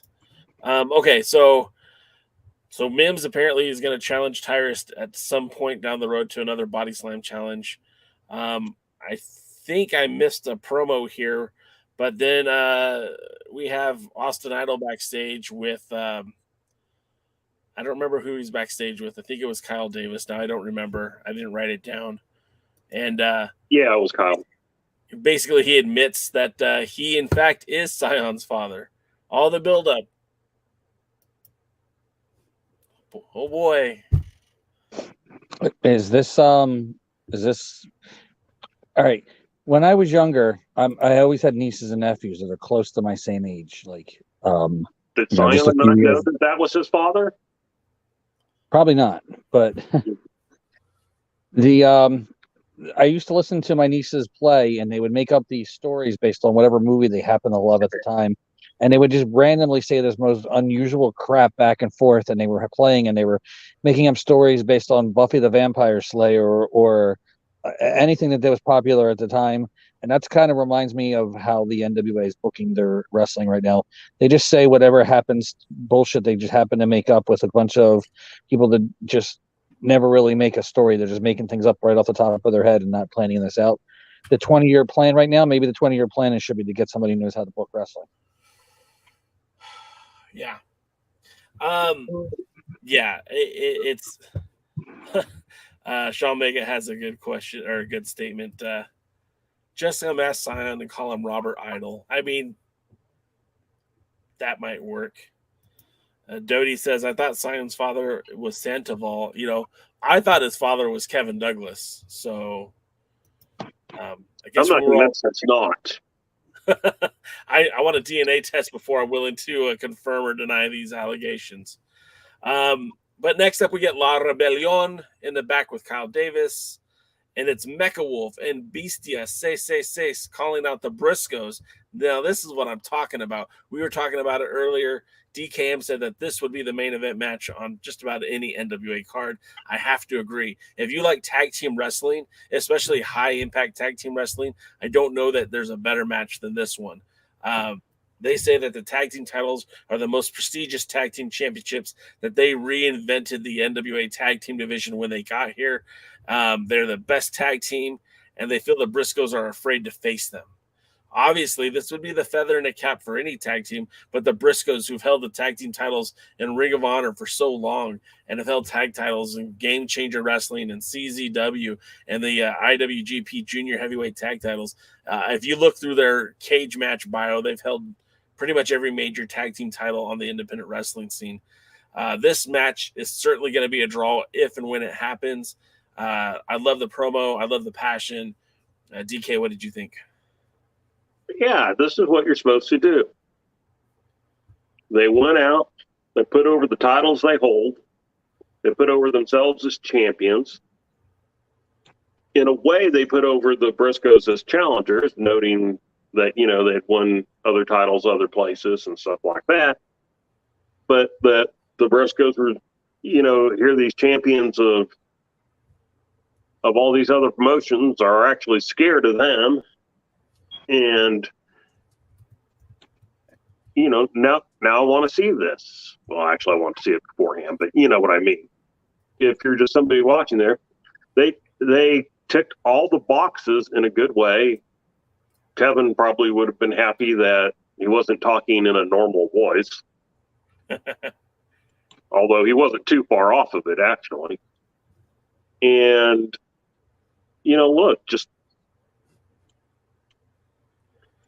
it's an exciting concept. It's an exciting match. It's one we all want to see. So, and if you don't want to see it, you're not a wrestling fan. At least not a tag team wrestling fan. Well, Billy's not a tag team wrestling fan. He's a tag team wrestling fan. He's a fan of breaking them up. So, yeah, good job. Jaden, is that a match you'd want to see? If you were booking the NWA, is that a title match you would book? Yes, but it's because of the Briscoes. I do like Mecha Wolf and Bestia Says, but they're good champions and they need good wins, and this would either be a good win or a good chance to put the tag team championships on a tag team that's a lot more recognized as a top team. For sure. So either way, it's good for the NWA and good for the NWA tag team championships, good for the belts themselves, and it's could put some major spotlight. Bestia 666 is well known in Mexico, and he's a second generation wrestler. Mecha Wolf less so, even though I've known of him for quite some time, and I've always thought him as a talented wrestler. But they're not really considered the elite right now. They're considered a makeshift combination kind of for the NWA, even though I know they've been teaming in Mexico. Excuse me. But I think it's been a great win, and I hope to see it. And hopefully that means they get. Honestly, I really want them to win because I want to see them against Harry and Doug Williams again. I think that's the match that, if done right, can really put the NWA Tag Team Championship on the map. I think you kind of hit some good points there. If the NWA has an opportunity to continue to work with the Briscoes after these tapings, then yeah, I think now's the time you pull the trigger on that.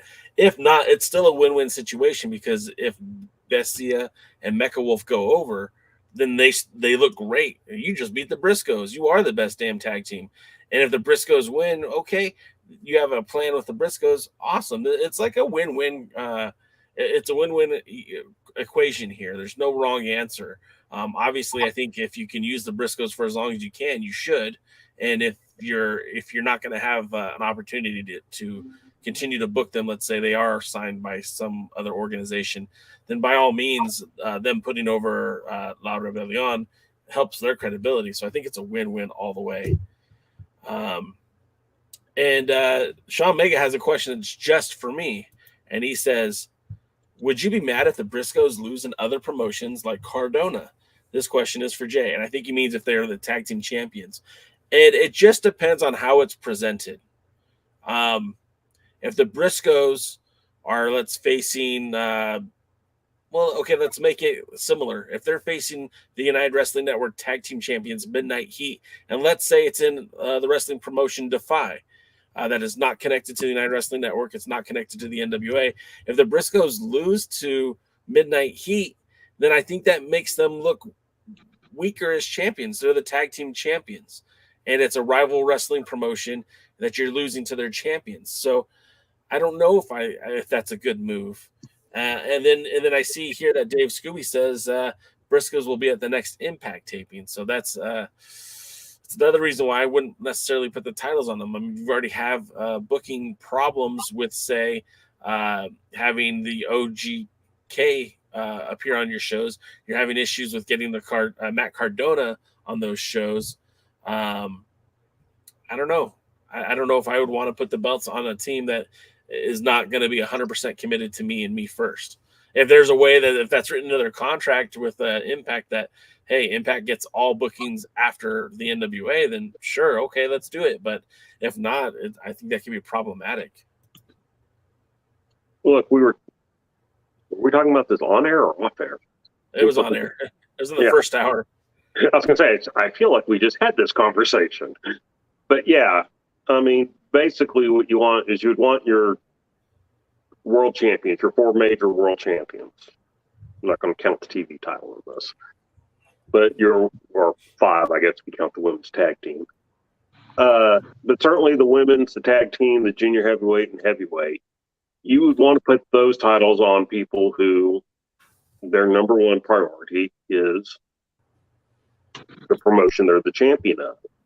Yeah. Now, the problem with Cardona is he's a belt collector, which, I'm sorry, it doesn't have much meaning when you can, win 7 belts in one state. And 3 of them in one promotion. And he didn't do that, but I've known others that have. And it's just you don't want your world champions out there losing in other promotions. I mean, that's simple. There's a trope in wrestling now of the forbidden door, and the forbidden door doesn't mean anything because wrestlers can wrestle pretty much anywhere now. The exception are the WWE wrestlers, but I don't know. I just liked it better when every promotion had their talent signed, and there was a bunch of decent sized promotions, and they all had their own individual talent, and you only saw them in there. Why pay for the CM pay-per-view? Why pay to see them on a house show when you can pay a lot less money at a local wrestling event to see the same wrestler? How special is Cardona if he works for Impact, if he works for Game Changer, if he works for NWA, and he works for any promotion that will pay for him? He's not a champion. He's not a proprietary wrestler. He's a whore trying to make money, and I can't at all hold that against him. But that's not what the NWA champion was. The NWA champion should be the biggest end-all, be-all of anybody's goals and accomplishments. And the only time you ever win a North championship is if you're looking to unify it into the NWA championship. I mean, also one of his 7 belts is the belt he made up himself, the internet belt. Does that really count? He counts it, but I get you. I agree. I've been to wrestling conventions where there's fans with 19 belts on them walking around the ring like they won every one of them. And I think I'm a firm believer if you walk around with a belt on, you should be able to defend it. DK, I'm coming for you. But you come on, old man. I'm younger than you by 10 years. Yeah, but my knees may be shot, but my neck's in better shape. So my knees are shot too, so I'm really all screwed up. But I got to cheat better. Anyway, I think if you walk around with a belt, you should be able to defend it. But still, this is a made-up belt. It's no different than the guys that start their own promotion that are like 300 pounds with a beer gut hanging out of their T-shirt and their New Balance sneakers and their secondhand wrestling tights that don't even fit them, putting a replica belt on themselves and walking around calling themselves champion. That's what it makes me think. First of all, I only weigh 250, Jaden. Thank you very much. Let's get back to the show though, because I didn't want to go super late tonight. Next up, we have May in the back with Aaron Stevens. This is kind of a weird interview. They said the full video will be released Monday. This is kind of more akin to the first season of Power, where they did silly stuff like this, but Stevens kind of pulls it off. I know that I'm not always a fan of everything Stevens does, but this I think could be interesting. He shifts between being the actor and the wrestler and being happy and sad. And with every shift, he has like this tick where he puts his hand in front of his face. But it's it's apparent that he's having some sort of mental breakdown as he shifts through those personalities. And he's not even aware that he's doing this thing where he changes character. May calls him out on it, and he's like has no idea what she's talking about. So I thought that was kind of a fun little segment. DK, I know you saw it. What'd you think? First of all, it's an old acting trope. Yeah. The idea is you clear your space and your mind and your thought to get into the new character. So, yeah, I don't know. Oh, by the way, Scarneck. We still think about you, Kevin. Outside of that, the interview was weird. I think the only person that can have an interview like this and it be even slightly successful is probably Aaron Stevens. Yeah. I will say I did not hate it. I will say I did not love it. That's fair. Let's move on to the next segment. Getting lost here. Next up, Dodie wants to know if Jaden's Sion's father. I am not Sion's father. Even though I did have a lot of fun around that area of the country back when I used to wrestle. So, maybe it's possible. Now that's two allegations that a former personality from this podcast might have been the father. It's not me. I can promise you that much. It's not me. It's not me. We're too close in age. I always thought it was Fred Rubenstein personally, but I think that's who Sion's father is. It's because he likes controversy so much. I can see it being Fred. I just don't want to visualize Fred in that way. Well, nobody does. Maybe his wife. But anyway. Next up, we got the Fixers with Colby Corino, who are over like Rover in Nashville, versus the Miserably Faithful. Interesting name. Not such a fun entourage here. This is the stuff that I don't necessarily want to see on my TV. I don't get it. You're putting Sauronaro, who even as a face was just barely passable to my smell test. You put Judeus, who I think would be a lot more interesting if they just did something more relative with him. And then you put them with Gags the Gimp. Yes, there is a S&M Gimp running around the halls of the NWA, and I just don't know how I feel about that. Yes, I do. It's awful. And they're taking on the team of the Fixers with Colby Corino. We were just talking about how good of a heel Colby was earlier on USA.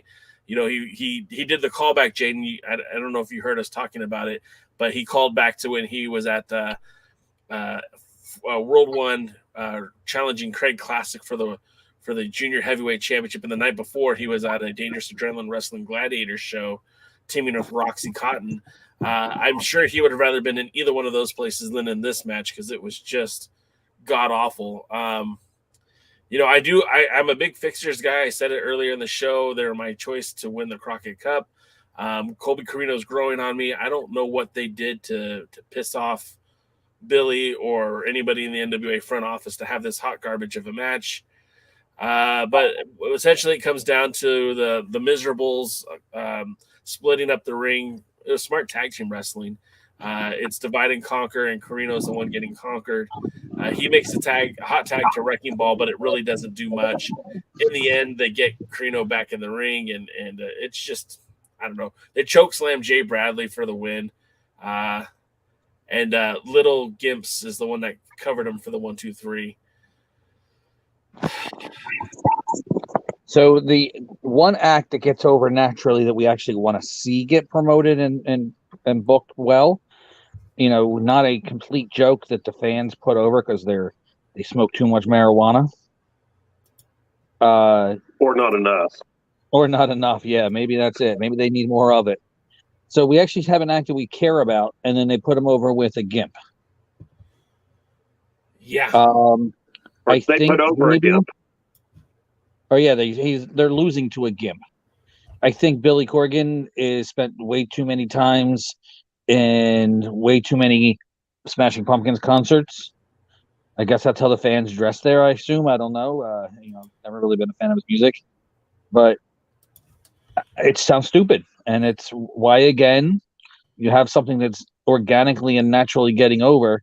So apparently they must not have wanted it that way. So they're going to fuck them over and put them over with this stupid thing that this brilliant idea they came up with. Yeah. My camera went off at a good time because I don't want you to see my face right now. DK, what were your thoughts on this one? Oh, my. So let's take a look at Power and USA together. We've had Magic Carpets. We've had Velvet thirsting after a wrestler. We've had bad promos. We've killed momentum for a person we were building up. We have a team that's been over with the fans, losing in both shows, with each member taking the pinfall. We can't even blame one of them. And not Colby. But Colby needed a foreign object to beat a 72-year-old man. And I'm supposed to give a fuck about this product? Now you're bringing out some S&M guy that, I don't know, around the same size as Sal. I can't really tell. Someone tell me who this guy is in real life, because I want to make sure he never gets booked here in Texas. The Gimp. Really? In today's age, people tell me all the time about modern wrestling. You old guys don't get modern wrestling. We have cancel culture. You said something that we didn't agree with 14 years ago when you were 12. And now you can't be on a wrestling show ever again. Hey, but a Gimp's okay. Gaggles the Gimp, or Giggles the Gimp, or whatever the hell his name is, Billy Corgan, stop snorting coke. Or start. Whichever state you were in, when you either came up with this stupid idea or let Sinister Minister talk you into this stupid idea, go the reverse. This is absolute bullshit. I'm going to lose our PG-13 ranking worse than Jaden did. Fuck you. That's hard to beat. Fuck you guys for even coming up with this. I just... God. You are fucking morons. I don't know if Jay was around when California had a promotion called the Incredibly Strange Wrestling. And that was finishing up, but it wasn't just California. They toured like everywhere. But yeah, go ahead. I know they were a California-based company because that's when I first started seeing them mentioned in the Observer of all places. They had Harley Racist and the Ku Klux Klans, and those were some of the more normal gimmicks that they actually came up with. And I think Billy Corgan must have spent a lot of time at that promotion coming up with wrestling ideas. I can't understand how he said he grew up watching Chicago wrestling with Bob Luce, and how he watched the Jim Crockett promotions and fell in love with wrestling then, and then put on this bullshit that he's putting on now. What was he? Ked. Somebody shared a picture of Lasertron and said, "This is the opposite of the Gimp." I retweeted it, but I don't know where it's at. I'm trying to find it right now. NWA history. Our pal Hisa said Gags the Gimp, who debuted on NWA Power Season 8, Episode 4, is basically an evil version of former World Junior Heavyweight Champion Lasertron. I like that. I thought that was funny. It's kind of like how Eddie Gilbert made his brother the Dark Patriot, right? There you go.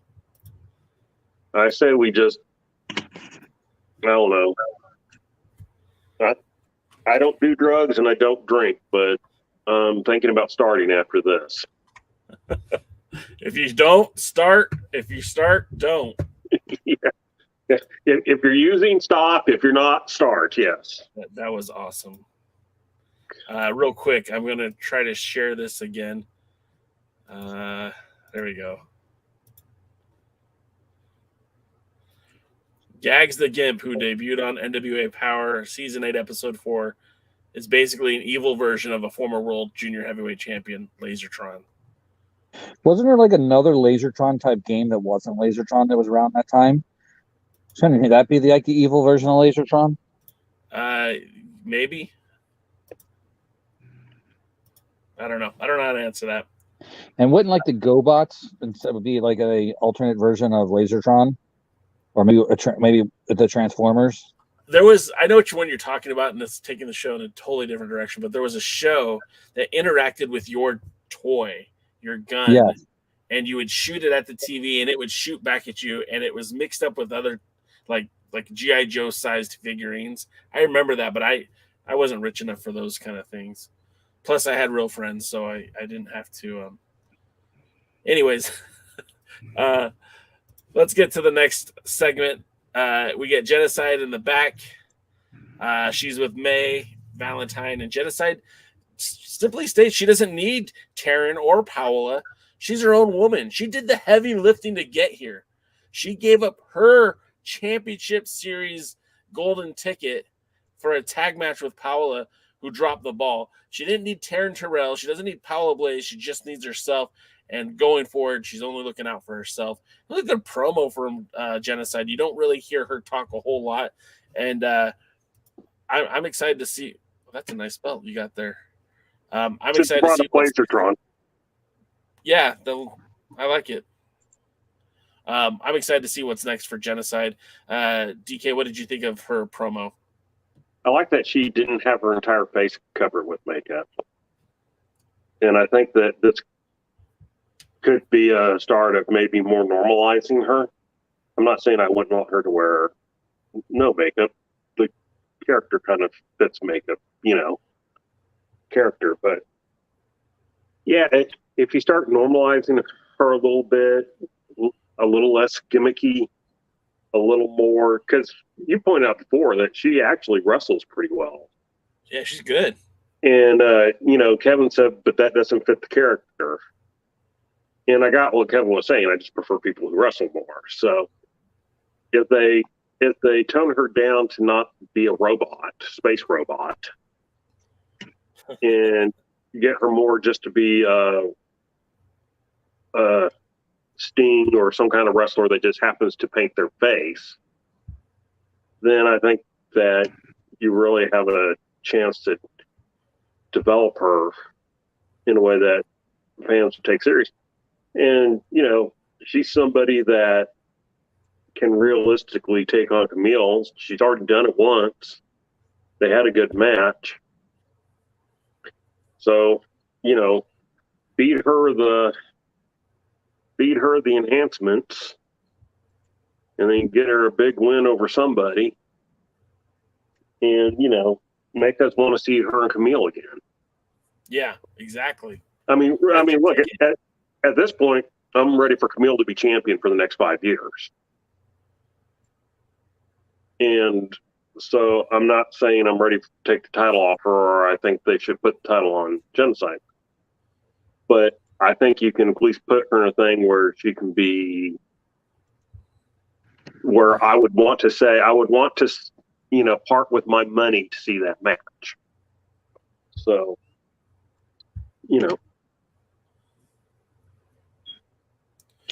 Just in breaking news, DKM has to defend that championship against the Gimp now next week on the Alliance Guys podcast.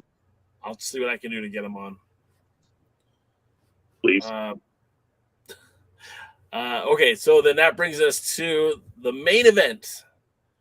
And it honestly, between the Natalia Markova and Kilynn King match, this was the other bright spot for me. This is probably the brightest spot for me that I've seen since Power's been back. This was a super competitive match. It was fun. It had action. It had everything you'd want in a world title match. And it's not every week you get a world title match on Power. It's happened like 3 times in 3 years. So for this match, it was a pretty big deal. And you had Cardona versus the Pope. Pope is the guy that we all agree has all the tools to be world's heavyweight champion. There was a lot of buzz surrounding this match, even though it was already taped. Everyone knew the end result.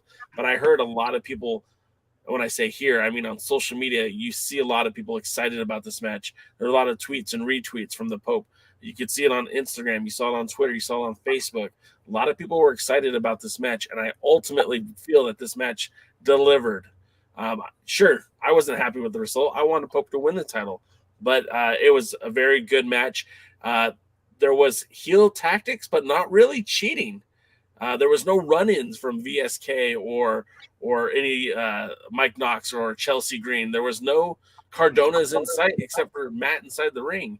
And I felt like this was a very good match that showcased both of them. I feel like Matt Cardona got something out of this victory. This was the most competitive I've seen him as world champion. He really looked good in this match, and so did the Pope. Give me this match 10 more times, NWA. Make this the main event for the 74th anniversary. Let me see these guys go a lot more because it was entertaining. I thought this was a very, very good match. I really feel like this is what the hallmark of the NWA should be: competitive, athletic, telling a good story. This was it. What did you think about this one, DKM? The match itself I thought was really good. I certainly enjoyed the action. I don't know why, but for some reason Pope looked smaller to me in this match. I think it's the shirt. Maybe. I mean, he's always worn one, but there was something. It was his arms that I was noticing.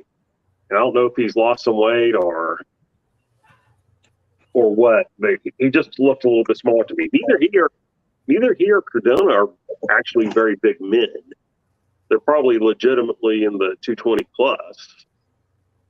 You know, they announced him at Pope at 230, and I can buy that. I mean, but the match itself was entertaining. There wasn't any interference.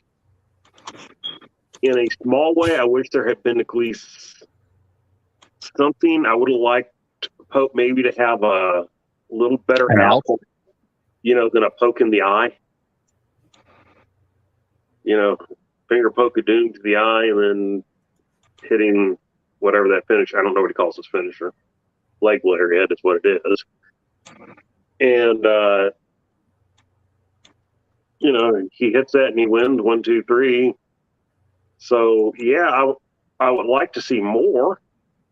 Would certainly like there to be more matches between these two. I would like for Billy to sound like you would want there to be more matches between the two. I haven't quite figured out him and some of the promos he's cut. He almost seemed disinterested in the fact that Pope was challenging for the title when he did his interview. Maybe he's leaving. Maybe. I mean, it's just one of those. I don't know. I really don't know. But I mean, it's almost like they're setting up for Billy to turn heel, which God, I hope not, because if that's been the most overused trope since McMahon. And lots of good things about the match. I'm not going to say anything bad about it. I'm not even really going to say anything bad about the results. I want more. Give me more. Rematch, rematch, rematch. Let me chant that in the, stands. Now, Jaden, I know you didn't see the match, but, What do you think of a match like that? Would you have wanted to see that match? I've seen a couple of the highlights. It was the only thing that somewhat interests me in the Power. I didn't have time to watch the whole thing, unfortunately. I wish I kind of did because I heard it was really good, and I'm a fan of both wrestlers. So I was kind of looking forward to it. I wish I did, but the highlight scene made it look like it was really good. The fact that a lot of people put it over made it seem really good, which probably means now the match will never happen again based on Billy Corgan's mindset. But I really believe that Pope should be the guy to take the title away from Cardona. And what they should do now for the next 3-4 months, have Pope beat everybody and their mother, get singles wins, not 3 ways and 9 ways, and win some convoluted trampoline death match over a barbed wire scaffold that lands into a pit of acid and radioactive crocodiles match to get the championship. You should just be built up by win after win after win after win after win, and then eventually get that rematch and win the championship. And maybe even have Cardona be worried about him and have him put a bounty on him and have some wrestlers hurt him and him come back from being hurt and stuff like that. Something to build that up so the fans can get excited behind it, build that personal rivalry, that interest, that bit of personal conflict, just so we can see this match and have it redone, because I know for a fact it's going to be a great match. And obviously, based on this, I don't have to be a genius to say that, even though I am. Yeah. I mean, look, the simplest way to say this is the match that I think all of us would love to see again, or for the first time. I do feel that they have something here.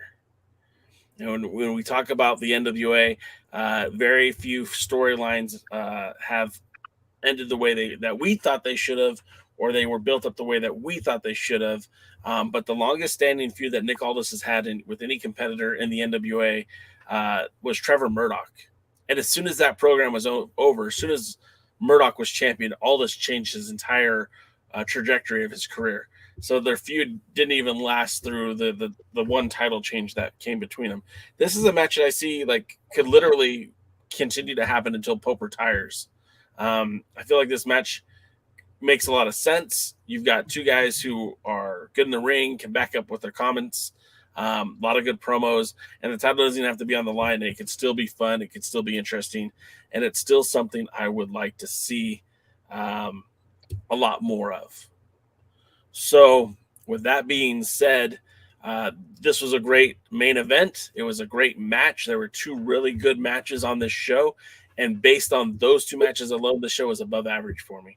I know there was a lot of things we complained about tonight, but that's how over I am with that Pope match, and that's how over I was with the Natalia Markova match. Even though both of the challengers that I liked lost, it was still a really good show in that regards.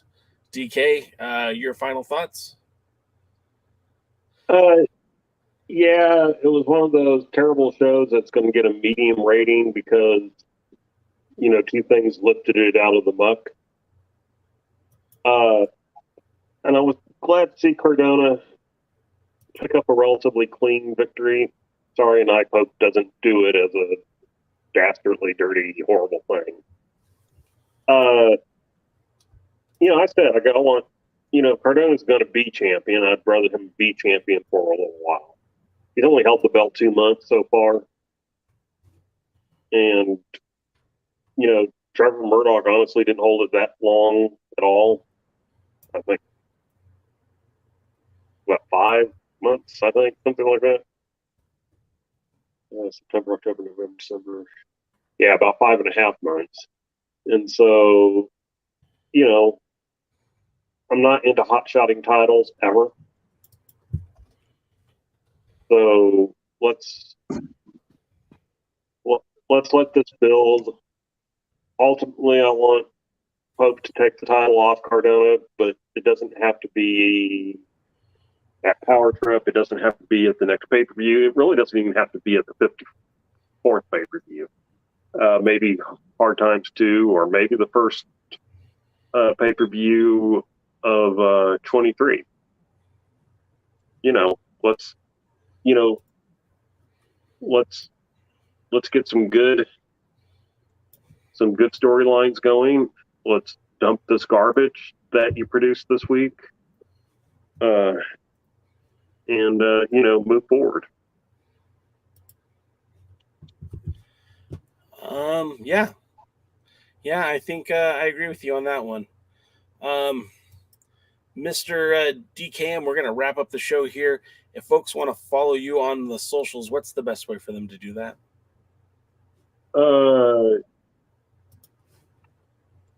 Twitter, probably at DKMFWTX. And I've actually posted some related stuff on my Instagram if you want to look at that, which I think is also at DKMFWTX. So it is private. If you want to look at it, you just send me a request. If I wouldn't recognize your name, send me a quick message that says, "Hey, I'm so-and-so from the show." Jaden, I know you have a few things you'd like to plug real quick before we leave, but let me plug this real quick. Next Monday, that would be April the 18th, we will be doing a special preview show of Marking Our Territory for Dangerous Adrenaline Wrestling Gladiators. On the show will be a Ray Jazz, your dog heavyweight champion, Chris Diller, your WWGP champion, and James Molyneux. I was so damn close. Yeah, we needed a couple N's thrown in there. Yeah, maybe an extra R too. Will be joining me as well as Jaden as we talk about this upcoming event for the Dangerous Adrenaline Wrestling Gladiators that's happening on Saturday, April 23rd, and in Glassboro, New Jersey, as part of the Marking Our Territory event.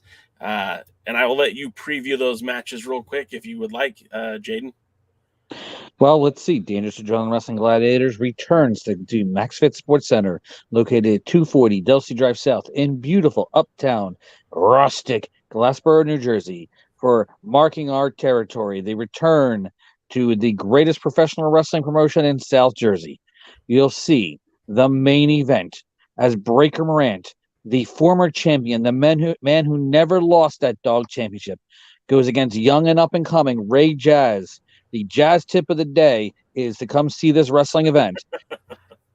Ray Jazz and Breaker Morant, two gladiators going one-on-one to crown the undisputed dog champion, because Breaker does dispute that championship a little bit, even though Jazz is the champion. Breaker wants to once and for all settle their differences between each other and come out that Dangerous Adrenaline Wrestling Gladiators champion, as these two gladiators go one-on-one to find out who's the big dog of dog pro wrestling. You got to see that match. It's only $20. There'll be a World Wrestling Grand Prix Heavyweight Championship as Tyson Maddox goes against Chris Steeler for the WWGP Heavyweight Championship. Tyson Maddox, look him up on the internet. He's basically a mixture of Bad News Brown and Apollo Crews. Very, very talented wrestler. And that's going to be one of those matches that is going to have a lot of fans talking about both wrestlers. You're going to see Vinny the Fixer defend the Mid-Atlantic Wrestling Association Heavyweight Championship, the MAWA Championship, against Getty Cahoon. You're going to see Daredevil Dave Dahl, who is Jake Hell's favorite professional wrestler, going one-on-one against Patch. And fans voted to see that match because they wanted to see Patch do an absolute massacre on Dave Dahl. And you can witness that live at the MaxFit Sports Center. You also can see many championship great wrestling matches. There's going to be 8 matches total, and the tickets are only $20. You can buy the whole seat, but you're only going to need the edge. Yeah. So Dangerous Adrenaline Wrestling Gladiators, South Jersey's #1 wrestling promotion. Anybody within driving distance. Baltimore is within driving distance. New England within driving distance. Canada is within driving distance. Texas is within driving distance. Florida is within driving distance. California is within driving distance. I want to see everybody there at Dangerous Adrenaline Wrestling Gladiators event. Again, April 23rd, MaxFit Sports Center, 240 Delsey Drive South in beautiful uptown Glassboro, New Jersey. Make sure you check out Dog's YouTube page. Look it up. Go to dogprowrestling.com. You can get all the links to Dangerous Adrenaline Wrestling Gladiators social media, but the YouTube page especially. Make sure you come check it out because there's been some matches added recently, some really good ones, and there's going to be even a few more added pretty soon. And then also this Saturday night, IWA Vintage has an event coming up. It's going to be at the Super Crazy School in Westville, New Jersey, and they're a sister promotion of Dog, and they're a big fan of the Alliance guys. Maybe one day Atticus can come on and talk about his wrestling promotion with you guys. And again, this Monday, you're going to see Ray Jazz, Jim Molyneux, and Chris Steeler talk about the awesome event coming up. That is, again, this Monday, talking about the event coming up next Saturday, April 23rd. Come make sure you see it. You don't want to miss it. Ray Jazz, I've seen a little preview of what Ray Jazz can do. And I think the Jazz tip of the day is you don't want to miss the Alliance guys when they have this going. And I don't know. I guess that's all I could say. Well, I mean, you said quite a bit. Yeah, and just so you know, our pal Dave Scooby on the pre-party said he's coming to be a part of that event. So you will see Dave Scooby there. Make sure you give him a hot dog or something. I don't know. Make sure he's wearing his Alliance Guys ham sandwich shirt, or his Alliance Guys hat, or his Alliance-Wrestling.com hat, or any of the Alliance.com merchandise. And if he doesn't have it, make sure he orders it now, so it'll be ready and get there for him so he can see it at the Dog Wrestling event. And again, guys, thank you so much for being a part of the show each and every Thursday night. You really do make it a lot of fun. We do enjoy interacting with you guys, all the comments and everything else. If you enjoy the show, do what you always do and share it, tell your friends. And until next time, we will see you at the matches. Thanks for joining the stream. This has been a presentation of Alliance-Wrestling.com. We genuinely appreciate your support. Would you consider subscribing so you'll never miss a future episode? I'd also like to remind you we do a live stream every Tuesday at 5 p.m. before NWA Power. You can find us on social media at the Alliance blog. And until next time,